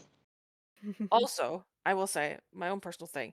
I even wrote this down in my notes. At 2 minutes 24 seconds, there's a cymbal bang that happens, and I fucking love it. It's near the middle of the song. But it goes doo doo doo doo doo doo, and it goes like that there, and it's so great. It feels like he kicked the cymbal or something. You know, like I fucking love that bit. I always repeat. It's like when I was writing all these notes up, I was like listening to Dance Macabre on repeat, like for hours, and it was just like, oh, every time it happened I was like, yes. I was on a serotonin boost, like, oh yes, there it is. And then also as well, there's a remix of this song Oh, that the everybody Carpenter should Brute listen to. remix. Yeah, Oh, I love that remix. It's so good. There's another version, the Nocturnal mix. yeah, yeah. Oh, oh, oh. so sexy. Completely Like, changes the vibe of the song as well, like, because like especially at the end where he's literally just like, yeah. I'm just like, sir, sir, this is a Wendy's, please stop. I also want to talk about the music video for this. Mhm. How that one's really cool, and it also is again like because Prequelle is when we really got like lore heavy, where we had like these actually like storylines, and you're like looking at this, you're like, oh, okay, all right, we're hinting at things here. This is interesting. We got some backstory now, new characters with some backstory. That's cool. It Oh, also makes no fucking sense with it being very 80s, even though they met in the 60s. But Pop Off King. You know, it's the don't 1680s. don't think about it. Don't think about it too much. I also love how the beginning it gives very much Rocky Horror vibes, and I'm just like, I am so fucking here for Right. this. I was I like, love that. so I know, like, obviously, Mariana Cross is the song that blew up on TikTok, right? Yeah. But I feel like Dance Macabre is like the song that is kind of widely used like in most things. Like, Yeah. like I went to Halloween Horror Nights, and they have like a stage show over there, and like they're playing music like before the show starts, and Dance Macabre is always on like the set list. And it's just Yeah. like, I remember I was like walking around, I was like, is that a fucking ghost? And then I was like, ah! And it was always Dance Macabre. And like I was like singing and dancing around. And I was like with my friend. And even he was like, oh, like, like this is the only other ghost song I've heard besides Mariana Cross. He's like, but I really like it. It sounds like really 80s and everything. It's so cool. I was like, right? Isn't it so great? And then usually when I talk to people who like maybe don't know Ghost very well, that's usually one of the songs that they do know. Yeah. I went to a club a while back, and they played that song too. It was cool because they had TVs in the club, and they actually did play the music video too. And I was like, Hell I'm living in yeah. I'm living in heaven right now. As well, he But said it's just himself that he knows that it's going to be the song that he's going to play for the rest of his life. Like he knows that he can't take it off. I think he knows he can't take it off the set list. But Like also I love how with the stage performances is like, are you ready to dance, motherfuckers?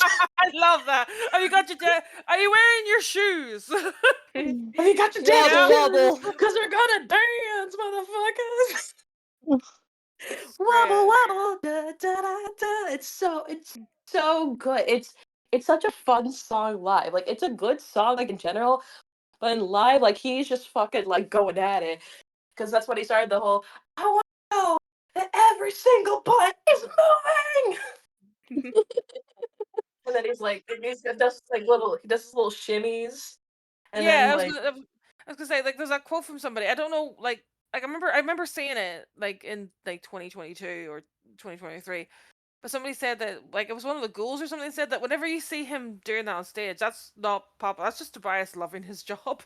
Aw. Whenever he's dancing, I got the greatest job in the world.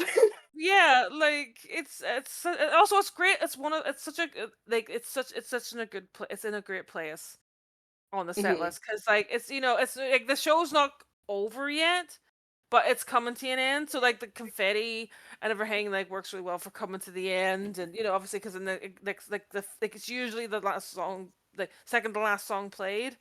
So Mhm. everybody's just like the hype is still really up because that song gets everybody really hyped and everybody's dancing about and everybody's having a great time. So that whenever the last big kind of like obviously like Square Hammer was the kind of finishing song, people are still really like the mood is still quite high. So like you're not finishing off being slow down or like slowing everybody down. Crash into the floor. Like with sadness. Because like again, the whole point that he's always making is he wants people to leave feeling great. You Mhm. know. And Dance Macabre was like the best song to do that with. I'm trying Yeah. to like double check on this because I think him kind of like dancing along with it only came out during like the Papa era. Yeah. Because I don't remember him being like as like Gay. flamboyant with it. Yeah, I don't remember him being like super gay with it during Prequelle. I'm trying to look at my old videos, so if you It's like have if you have whenever more he to got say the about it, sparkly please take your time. jacket. It's whenever he got the sparkly jacket. That's when it fully released the K. He Yeah, put that's it when on. that And is was like, that's when it's like, all right, we are fucking gay now. yeah, it's great. Oh, actually, while you're looking at your videos to check that, we have to Mhm. actually talk about what the title means. Oh yeah. Like Go for it. what that? Yeah, the dance macabre, also known as the dance of death, is an artistic genre of allegory from the late Middle Ages on the universality of death. Death is the great equalizer, be we kings or paupers. We will die in the end. It was produced as a form of memento mori, a reminder to the viewer of the fragility of their life. Which again goes back to that quote of him saying that during the Black Plague, people thought, "Shit, we're gonna die.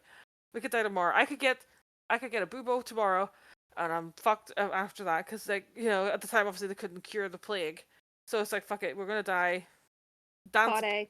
let's party, let's fucking drink, fuck, and have a good time until it happens, and then you get the Dark Ages, and you're like, oh, Yeah, he wasn't as animated with it. Like he did talk about having your asses wobble and everything, but he's just like it's like a little shimmy.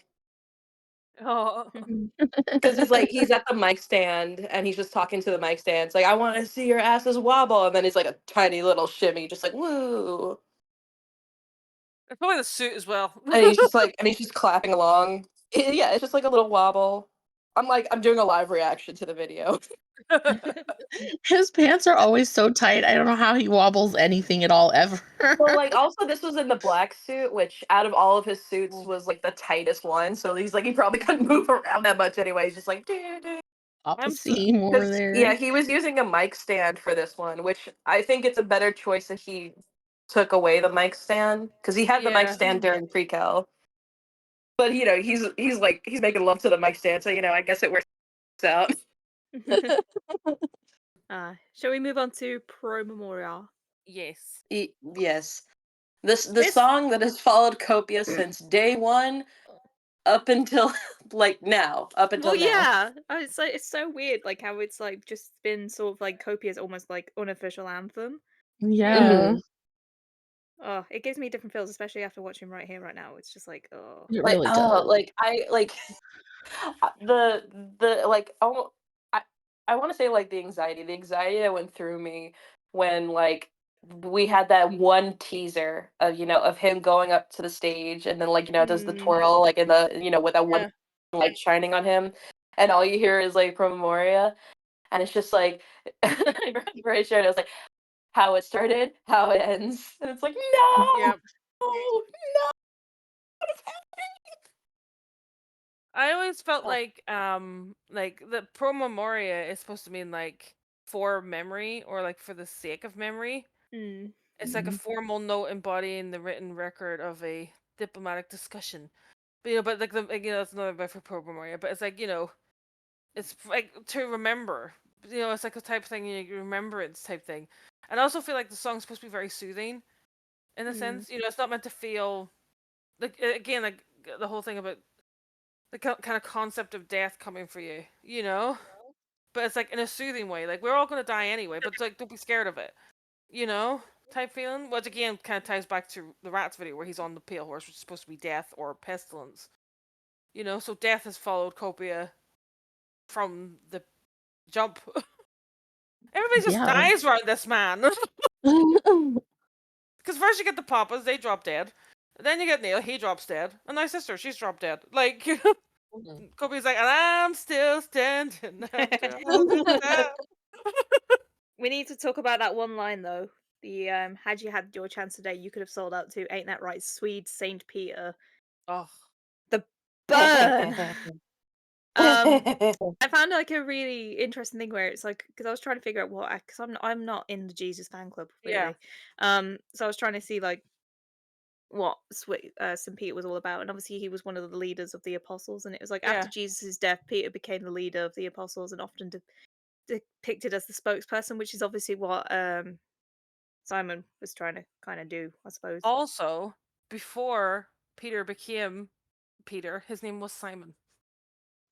No, Yes. you're not. Mhm. No, you're lying. Yep. Yeah, his name was Nope. Simon, and then he was It later known was. as Simon Peter. Yep. Oh, I Correct. love it. You know what I mean? Like, it's like it's again like we keep talking about, keep bringing up, like which is like you should go listen to the previous episodes about the lawsuits just to kind of fully understand why this man had such a beef with Simon. And why Like, we have what? beef with Simon. And why we have beef with Simon.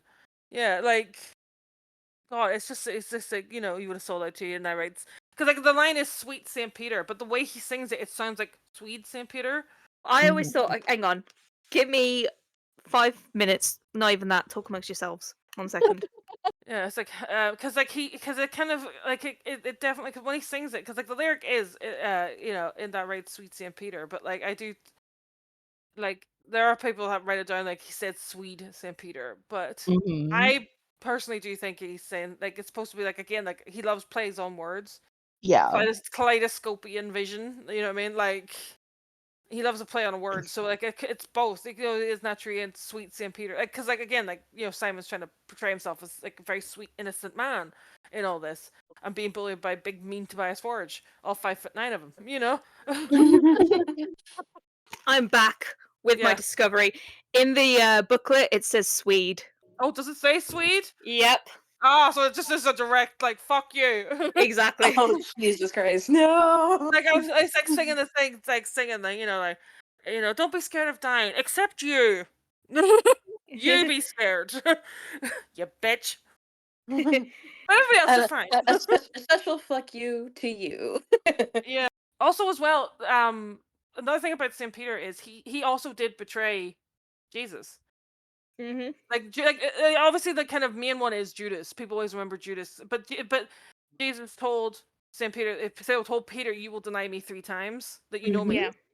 Before the cock crows, and he did. So I guess again, like he's it's again like being betrayed by your friends, but like Jesus was more chill about it. He didn't write a whole album about it. But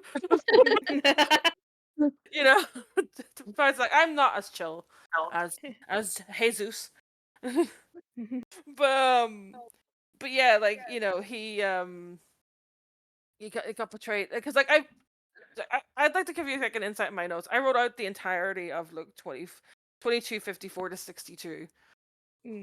I'll not read it out because it's literally really long. But like this is from my own note take, and I write all this shit out by hand because I'm insane. Also, as well, another thing is the piano in the song is there's references to Andrew Lloyd Webber's Jesus Christ Superstar. Oh my god, really? Yeah, it's specifically this titular song, which is known as the Song of Judas. Ha. That's like the theater kid in him can never escape. You can never escape it. Like he's a theater head. I also wrote in my notes here Tobias Forge is a musical magpie. I'm just gonna take this. I'm gonna take this. I'm gonna take this. Oh, shiny. This one is shiny. But yeah, like again, this is like more of one of the sadder, angrier songs. You know that feeling when you get really angry, but you're sad about it. Like fuck them, like fuck them. Like what the fuck, man? Like that feeling you get. Like that's what that's like. Fuck you, Simon. That's what this whole song is about. It makes me really sad, like hearing it now because I just think of like Copia up in the little hot air balloon now. I was just like looking over LA, and then like Sister's life flashing before her eyes. It's like, wait, what's going on? Oh, there's so much information happening right now. I was gonna say that the hot air balloon bit made me laugh when people were watching it and going, "Wait, did he really go on a hot air balloon?" Like, no. It's metaphorical for riding the highs. Jesus. Yeah, it did. Watching some people talk about the movie online did make me feel very sad about literacy. Like, oh god, please. Like no, it's like no, dude. He was literally riding a high, and then like he came back down to earth. Snapped back into reality. Snap back to reality. Oops, the ghost gravity. Oh, the ghost gravity. Also, as well, from what I gathered, the intro for this song, the intro for Pro Memoria, like from what I found on when I was researching, apparently the intro for Pro Memoria was written during Meliora. Oh, really? Yeah, because he has a quote here. It says, "The piece of music at the beginning of Pro Memoria was something I wrote a few years ago. We traveled around with it for the previous album Meliora, but we never got to use it. The producer of the record was Klaus Auckland, and he and me and he and I had the idea. He and I had the idea that we were going to do this sort of like Brian May guitar symphony with a little piece of music, but we never had time to do it. At the end, it was just left as scraps. Since my original demo of it, it was done with strings and keyboards. For this record, I just transcribed all the notes from the original demo and sent it off to a conductor who recorded it. It seems like the perfect start for a new song. Here, do something with this. Okay. Here you go. Thank you very much. Now I'm gonna write about how much I want to fucking punch Simon in the face in a sad way. All right, so then we got Witch Image next. I haven't actually Yeah. got any notes on this. Can y'all can take the lead on this? Originally had the working title Fat Lizzie in reference to the band Thin Lizzy. Oh yeah, I remember that. Which is like, sure, what? I think I get why, because of the there is like a dual guitar in there that is very Thin Lizzy. Yeah. The opening verse as well says, you have never stood this close to where you want to be. You have always waited in the shallows between me and the deep blue sea. This verse based on the old saying, being between the devil and the deep blue sea. It means being forced to choose between two equally unpleasant courses of action. It's about getting what you want, and at the cost of and the cost of that choice. No matter what you choose, there is always a benefit and a sacrifice to be made. So like again, it's another thing of like the lawsuit. Like stand between me and the deep blue sea. Like you'll win, but you're not gonna make any more money off Ghost because I won't be able to use it anymore. And if you don't win, people are gonna look at you like you're a fucking idiot. So Yeah. that's why I figured it. This song, it's one of them songs that I don't really think too deep about. I just like it. Yeah. I don't Yeah. really. I'm just like, yep, slaps. I found a great because I was looking up stuff. I found a great thing off of Reddit where somebody said, I kind of viewed this as death speaking to someone who is considering or attempting suicide, but kind of speaking down to them for trying or trying to stop them. Like, you don't really want me to arrive. You have so much, so much while the dead rot. You've been this close, and what you've you've been this close to doing it, and what you've done you can't undo. Like if you kill yourself, then that's it. You can't undo that. That's like the ultimate can't take back. That's a good interpretation. Yeah, I really like I that. like that. And then there's another one that says, I personally believe this is a story about someone selling their soul to the devil in exchange for something shallow like money, food, or status. But then the person abused what they got and hurt others, and the song is from the perspective of the devil telling them that they can't escape their fate, that they've sold their soul. Like they can't, again, an ultimate can't take back. Like it's, but then just proves as well with Ghost, like every song has like you could play the same song for 40 people and you get 40 different interpretations. Yeah. It's like that. That's why Ghost is so fucking good. Mm-hmm. No, but I like that. Like I know I don't have any like really deep thoughts about this song. I just know that it's just fun. It's just a good song. Yeah, very good. 10 out of 10. It's like It's like Queen. it's my my boyfriend who's not really a massive fan. It's his favorite song for whatever reason. So I always get Really? like I kick my feet thinking about that whenever it comes on. Seems to be a lot of people's favorite song, especially because of the line, like, but like a mother would save her child from digging a grave. People always took that as like sister for Copia. You know? No, I was just gonna say like the end of like, right here, right now, when she dies. Like it could have been some exchange or something, and like her dying is an exchange for so Copia can keep going, if that makes sense, and they become the head of the clergy. What if I kill myself? It's just like side note, because of what Alba mentioned, I always really like it when people who aren't necessarily into ghosts, when they have like really like out there like songs as their favorites, like songs that you don't expect them to say. Like, it's like, like you're not really into ghosts, but let me guess, your favorite songs are like Dance Macabre, Square Hammer, or like Mary on a Cross. And then they throw out, actually I like this song a lot. It's like, oh, hello. Like I'm really partial to Satan's Prayer. You're what? No, I think I told you, this is super random, but I remember I had a coworker one time, and he followed me on TikTok, and I was like, oh no. And he was just like, yo, like I started like listening to Ghosts, because I see you're like really into it on TikTok. I was like, oh, he's like, yeah, I really like it. I was like, oh, like what song do you really like? And again, I was expecting like the normal answers, and he said fucking Death Knell, and I was like, oh, what? Excuse me? I don't even think Ghost fans like that song. That's like one of my least favorites. I'm sorry. Yeah. I mean, I didn't like see it in like a bad way. It's like, what do you mean that's your favorite? I was just kind of like thrown. It's like, that wasn't what I was expecting you to actually listen to and like. Interesting. Hmm. Anyways. This song on this album for me, like, it's probably not my. It's not. Like I said, least favorite. It's the one I will skip a bit. I'll listen to. I still like it, Blasphemous. but I Blasphemous. will. Sorry, but I do skip this one because I'm like, listen, I've got fucking. It's Life Eternal right after. So I'm like. Or Health Foster, like I've got these ones to listen to instead if I'm going to listen to the album. Mm. Fair. Well, I speaking of Helvet Fonster, I've got a take. This is my skip of the album. Oh, Really? I think it's It's fair. Bros just played too much Skyrim. Oh, Okay. When you say it like that, I can understand. there's a video that went viral in the UK. I don't think it went viral anywhere else, but it was this woman, typical elder boomer, maybe yeah. even older. And I don't know if you remember this, Alana. It was the one where she goes round someone's house because there's construction workers working on their roof or something. Mm. And she's northern and she's proper like, do you know what time it is? On a Sunday.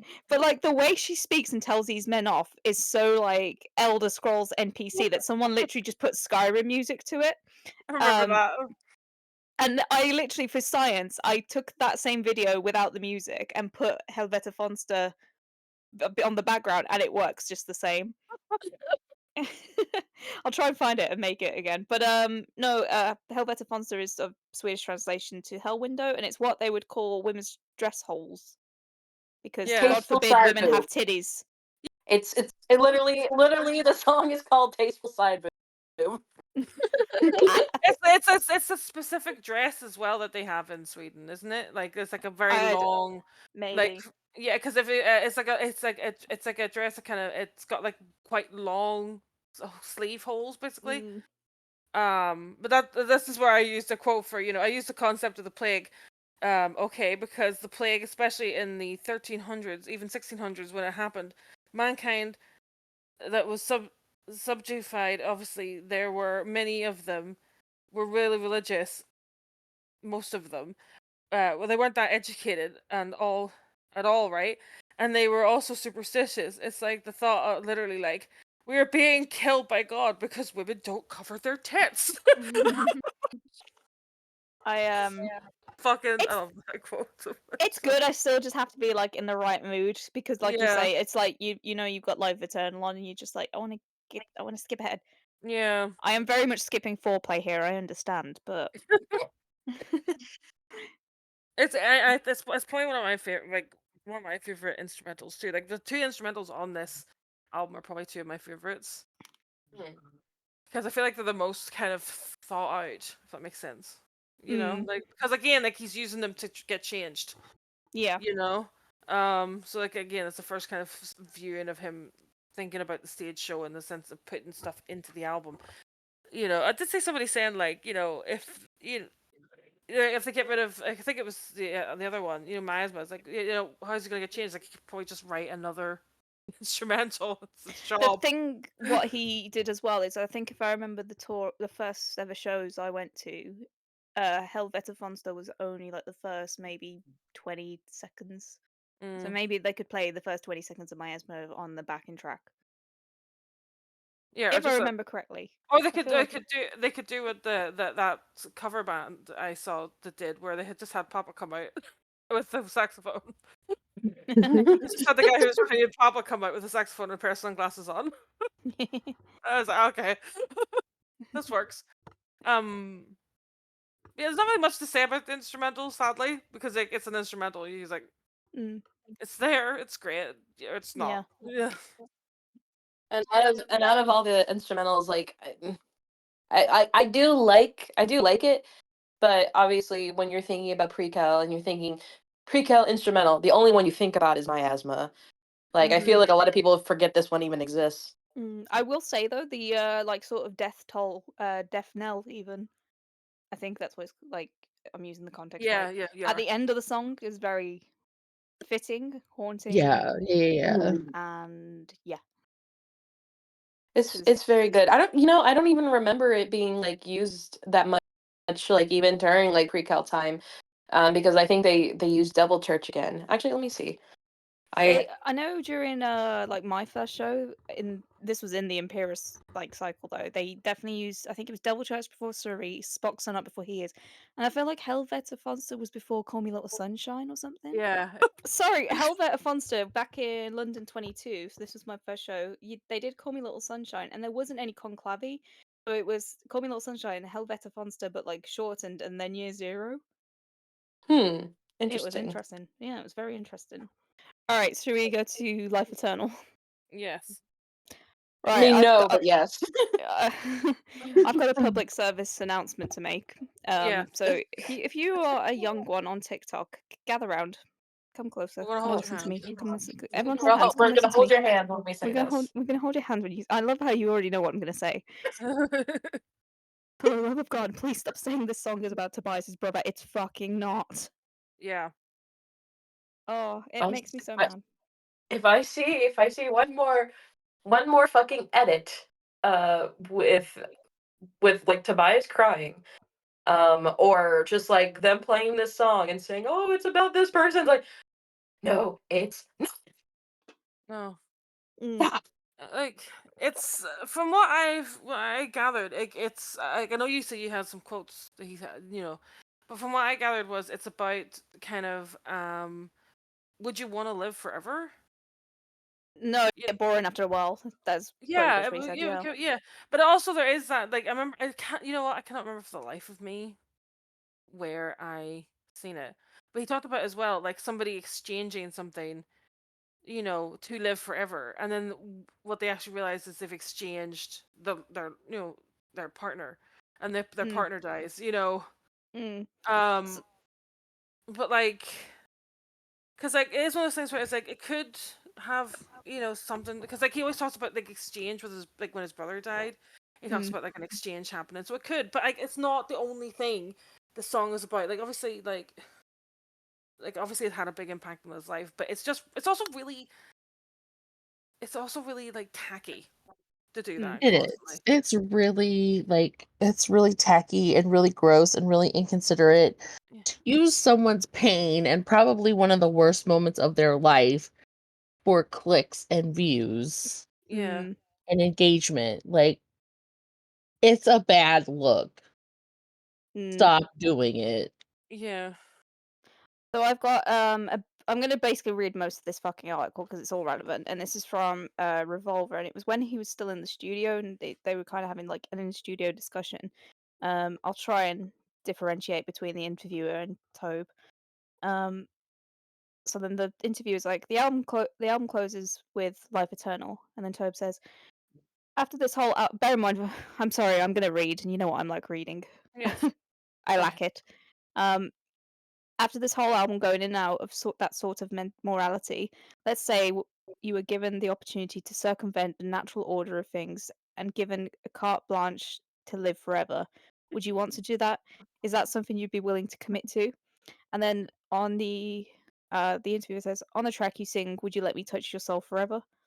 And then Tobe says, many people can relate to that, right? As a person who is not necessarily completely aesthetic and believes in somewhat of a mumbo jumbo magical thinking, it's obviously not hard to think about the afterlife and how it all sort of circles around. Oh, fucking hell, we're ticking off the bingo card here.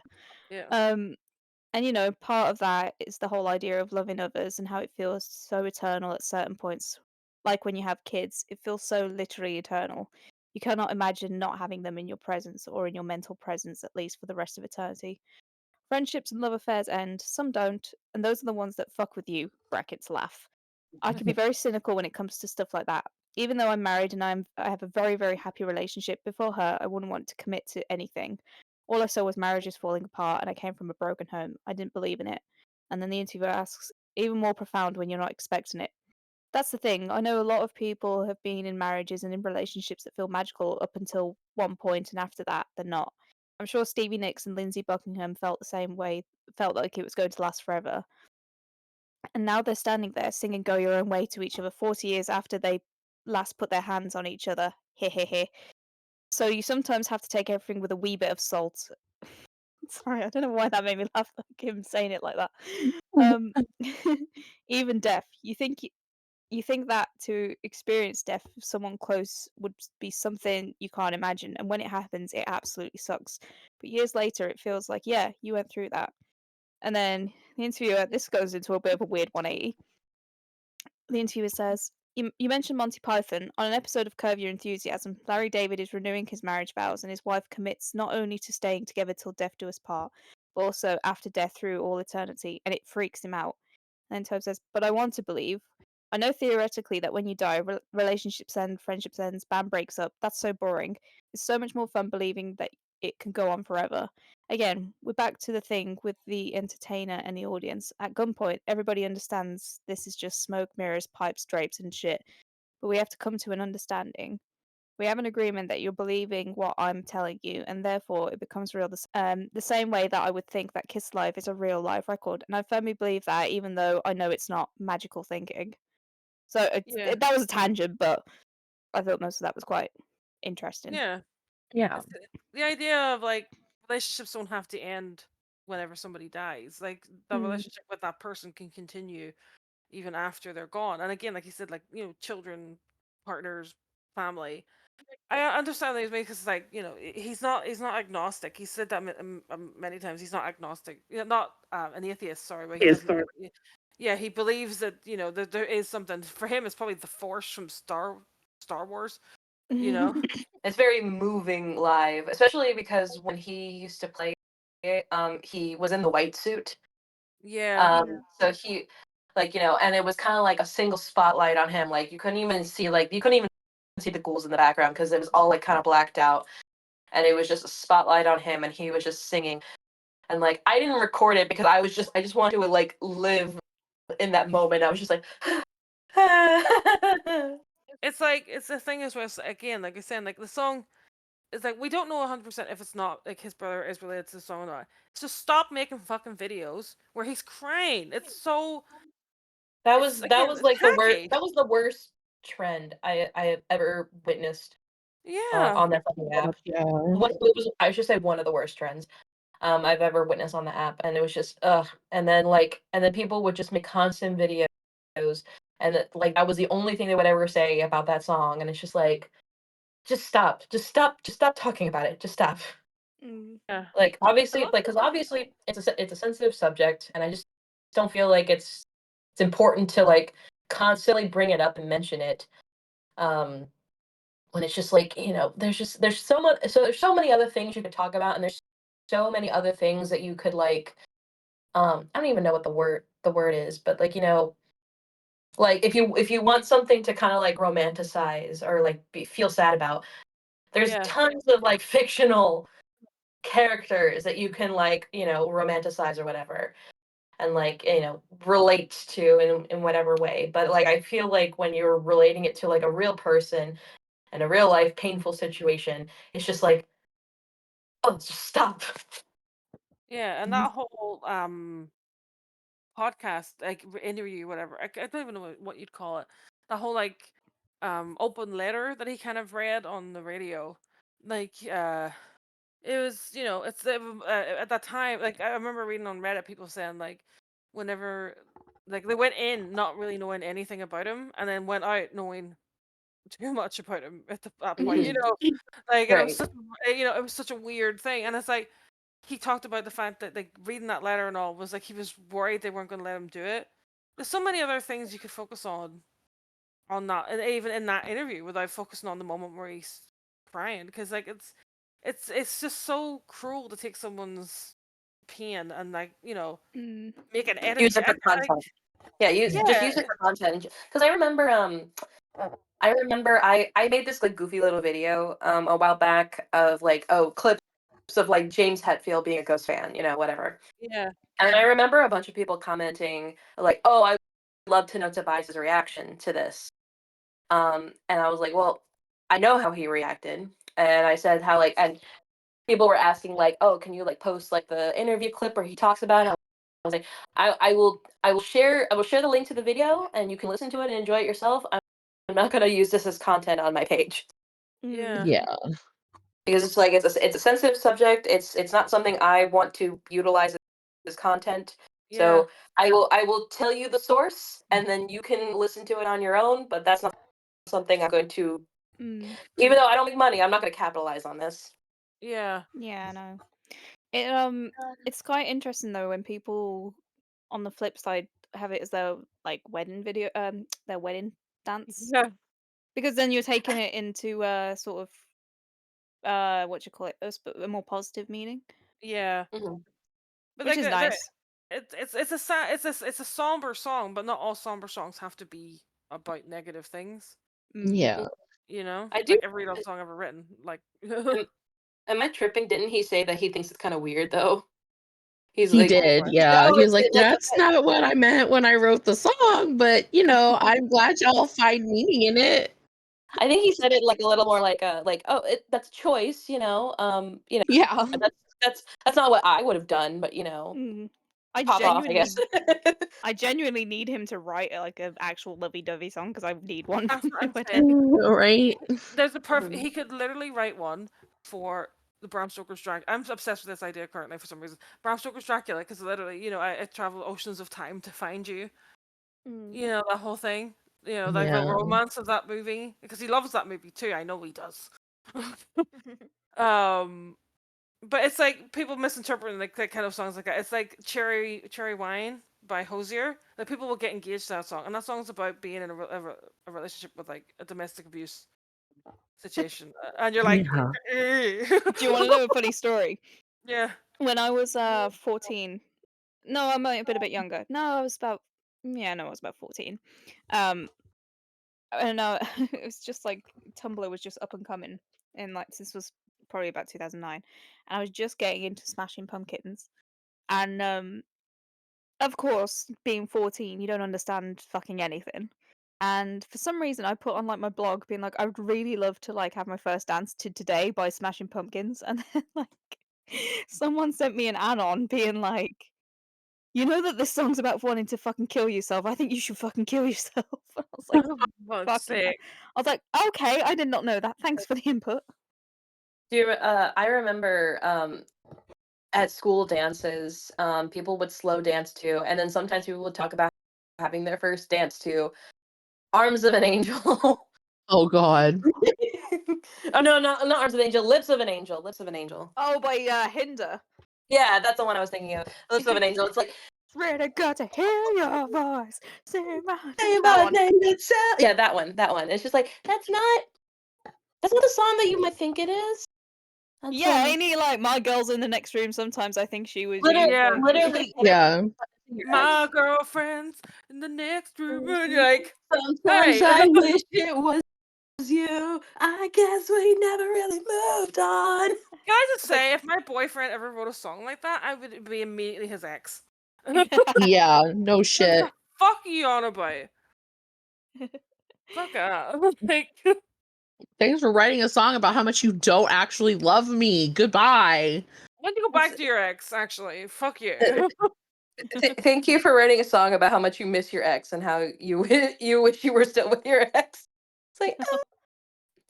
And then people wanted that as their first dance. And then I remember at school dances, like couples would slow dance to it, and it's just like, mm. That's the problem of people not listening to the lyric. It's like people using Zombie by Cranberries on a Halloween playlist. Yeah, it's Yeah. about war in Good it. God. It's about the troubles in Northern Ireland. It's about Mm. people dying to police officers and army and stuff. And It's not the actually trouble- about like, zombies. I'm sorry. no, and then you see people using it for like pro police videos. As mostly Americans that do this, they'll use it for like police and army, and I'm like, you do not understand what that song is about. Clearly, what the fuck are you doing? Like again, it's that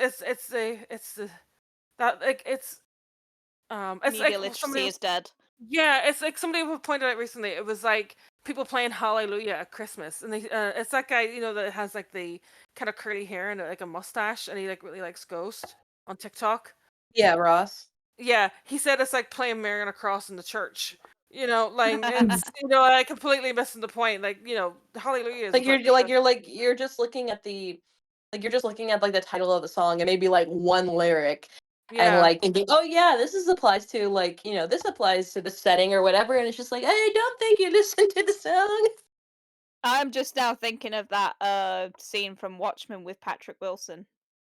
I don't know if anyone's seen Watchmen, but there's a bit have, of yeah. I know what you're talking the about. sex scene with That sex scene's so weird. yeah. It's because, Such a especially because it's like the weirdest version of Hallelujah, and it's just like that's not. I would not like a to point. sex song. I'd like to point out, as a person who grew up with Leonard Cohen, that is the original. It's a I Leonard know, Cohen. I know it's the original, but it's just like that's not a song for a sex scene. I'm sorry. No, if Yeah. anyone tried to get freaky with me to Leonard Cohen, I'd walk out. Like, what are you doing? What is this? Well, we got to Trying to have talk about sex. Leonard Cohen in It's a like bit. trying to have but it's like trying to have sex with the sound of a door opening. You know what I mean? Like, what's happening here? You know? Like, Should we go on to the covers? yes, Yeah. Can we discuss the best ghost cover of all time? It's a Sin. it's so good. Oh It's like my god. such a genius cover. You The know? thing is, as well, like the way he takes covers usually is like he'll change them. With this, he's not really changed all that much, but No. it's like it never. It just fits. I do have a great quote here from Neil, one of the guy who wrote it from Pet Shop Boys, and he said, "People took it really seriously. The song was written in about 15 minutes and was intended as a camp joke, and it wasn't something I consciously took very seriously. Sometimes I wonder if there was more to it than I thought at the time, but the local parish priest in Newcastle delivered a sermon on it and reflected on how the church changed from the promise of ghastly hell to the message of love." And everybody's like, "Oh, yeah, I totally meant that." Were Pet Shop Boys like big in the States? Like, is West End do you know West End Girls? Yeah. Yeah. Okay. Yeah, like we know about it, but I wouldn't say. I don't know, like Katie, would you say that they were like really, really popular, or? Because they still play like fields here. Yeah. I don't know if they would drag. I don't know if they would attract that big of a crowd. I don't know though. I mean, they still get play on like the classic radio station, but it is mainly like West End girls. I was never really sure whether it was like one of those things like that only broke Europe type thing. Mm-hmm. Pet Shop Boys like they are great, and like this cover is probably one of the best that he's ever done, because like you said, he didn't change much. He just ghostified it a little bit, you know, like organ. Can I just say the Pet Shop Boys, now I'm thinking about it, kind of remind me of probably what like was going on with Ghost like pre-lawsuit, because you look at like is it Neil who's the main guy? Yeah. He's really camp and he's always in like these weird outlandish things. And then the keyboard player is just in like a tracksuit and he's been made to wear like a silly hat, and it's like I feel like that's what Taupe was trying to do with like Simon and everyone. Put this outfit on. I can't say anything. I don't care. It's gonna look camp and fabulous, and then they're just there like, oh, for fuck's sake. No, But he's even probably as really into it. But also as well, like he sounds a bit, you know, like he kind of the tone and the way he's singing, it's very, again, very like Neil, you know, like singing, you know. It's also as well, I will say, like, I guess it's a great song, but Avalanche is my favorite of this. I do love Avalanche. It's probably the cover I skip the most, but I don't know if it's just because I grew up. I think it's because I grew up with Leonard Cohen, and I've been depressed. Like we used to drive to Devon for holidays, and it would take like I don't know, like 6+ hours. So if you've listened to Leonard Cohen for 6 hours straight, you will want to kill yourself. Yeah, it's not even an exaggeration, honestly. He's great. Like, you know, he's a legend for a reason, but like it's the way Tobias like describes his singing. You know, it's like that thing where he's talking about, you know, like he like, as a songwriter, he's just like, you know, that thing he said, you know, because like his songs are quite empty, if that makes sense. You know, Yeah. it's usually him and a guitar, maybe a drum if you're lucky. His 80s stuff's pretty good. There's a lot of synths, I'm not gonna lie. Yeah. Like if you listen to I think this was in the credits of Watchmen as well, but this is actually one of my favorite Leonard Cohen songs. It was first we'll take Manhattan, then we'll take Berlin. That's got some thick ass 80s synth in it. Like, I'm Yeah. not gonna lie, but it's still got that like very melancholy, no man can reach that note, low vocal. What I love about Avalanche is it sounds so angry. It's Mm. like an angry cover because, like, obviously, like, when I'm not this hunchback you see, I sleep beneath a golden hill. You who wish to conquer pain, you must learn to serve me. Like if basically it's like somebody says it's like I was looking, I was like, what does avalanche mean? And somebody's like, it's the perspective of a mountain being like harvested for things. I was like, okay, that's very lyrical. I'm gonna write a very depressing song from the perspective of a mountain. Okay, Leonard. But like the fact as well, it gets angrier and angrier as the song goes on. Like it starts off very simple, but then as it gets into the end, like the end kind of verses where it's like, there's guitars in it and the drums and it gets faster and it's like, oh, I hate that it's not on Spotify. Put it on Spotify. Put it on Spotify. Stop robbing us of your good shit. Where's my burrito? But yeah, I like the two covers on Prequelle again are probably two of my favorite covers because they're just such solid cover. Like all the covers he picks, I think the only one is I'm just like about is I believe, like that's the only one. Yeah, I'm like, I can agree with that. I believe the song needs to be skipped. It just keeps going round again. Yeah. It's like, but like I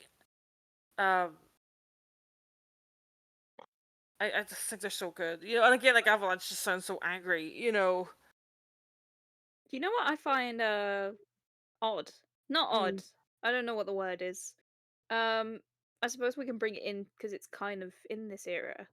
Wasn't Stay Yeah. a unused Prequelle cover? Yeah, because it's technically listed as Cardinal Copia on the vinyl. It Yeah. is, yeah. That fucking slaps. It's really good. Yes. It slaps Yes. so hard. I was still like, So do you remember when like the track listing dropped, but we didn't know which cover it was? It just said Stay, and then Yeah. like everyone was like, "Oh, it's gonna be U2. It's gonna be this, this, and this." And I was rooting so hard for it to be Sexy Sister, and everyone was like, Yeah. "No, the track because we got the track length, and it was like, oh, but it's close, but it's not quite." And then I was like, Yeah. it's gotta be, please. And then when And then it I came was out, like, we were like fully on your side, and I was like defending it. It's like, hey, it better Shakespeare Sister. And then it did, and we was like, the gays keep winning. For my first thoughts was when I saw Stay, I was like, is he gonna cover Rihanna? Sam Smith. Like, oh, like it's so good. Like hearing that in the cinema was great. God, like, I don't know if you remember when I because I did like a live reaction type of thing because I went the first night of Insidious Red Door, because I was like, oh, I want to be able to see this, and I was like even like practicing like trying to record the screen so I could like share it with you guys. And like 5 minutes before the movie ended, that's when like Ghost dropped like, oh, you bought this you bought the Imperial box set. Here's your first digital like copy of the song. And I was like, what's going on? What? Yeah, I remember that. And then it would fucking like blasted me in the face like the fucking songs like, and I'm like, ah. And then like as soon as I heard like Tobias like singing the the Stay With Me, I was like having like a mentee in the fucking theater, and I sent like a video of myself, and then I don't know who said it. It was like, Bessie, are you okay? And I was like, no, no. It was so good, and also as well, like Patrick Wilson is such a good singer, and like it pains me that he got cast as Raoul in the Phantom of the Opera movie because I'm like he's the only one out of these male singers he carries that can movie. actually sing. He's like literally the only version of Raoul that's actually likable as well. Every other version of Raoul is just like gaslighting fucking Christine, But like his Raoul seems like really sweet about it, like he's like, I don't think this is what's happening. You're like, oh, I believe this guy. Or it's like, it's like, no, I'm not that mad that she chose Raoul in the this this time. is Raoul in the end. It's fine. Yeah. I remember I made like a stupid meme one time. It was like, it's like, Tobias, please make a Phantom of the Opera cover, and it's just like best I can do is Raoul do it. Yeah. It's like, you know what, I can take it. The best version will of Earl. But I must say, as much as I like Patrick Wilson, I was so glad we got like a Oh Cardinal yeah. Copia only version, just because of that one line. When your pride is on the floor, I'll make you beg for more. I just needed to hear that, and then I was Yes, good. yes. Oh, I also just love the fact that it's like Patrick Wilson went behind Blumhouse Pictures back and was like, "Hey, Tobias, hi, my son really likes you, and I really like you. Do you want to do a song on this movie?" Oh yeah, I have a spare song. fan. You got anything? Oh, Alana, I think it was you again that said the whole. I think you said this. It was like, what was it? It's like, Patrick, I love you, but fucking move. Yeah, I love it. Mom, it's like I think of The Simpsons when they're looking at the sheep. Oh, the I made sheep. that little video shoving Patrick Wilson out of the way. It's so great, and also I think it's really funny because like he's played Raoul in Phantom of the Opera, and Tobias has talked about how he hates Raoul, and then he also talked about how he hates the Insidious movies because they're just all jump scares, and you're like, that worked out well for you, I guess. Oh, how Yeah. the turn- Making And the also, song with Raoul about it for the Insidious movie. oh, how the turntables.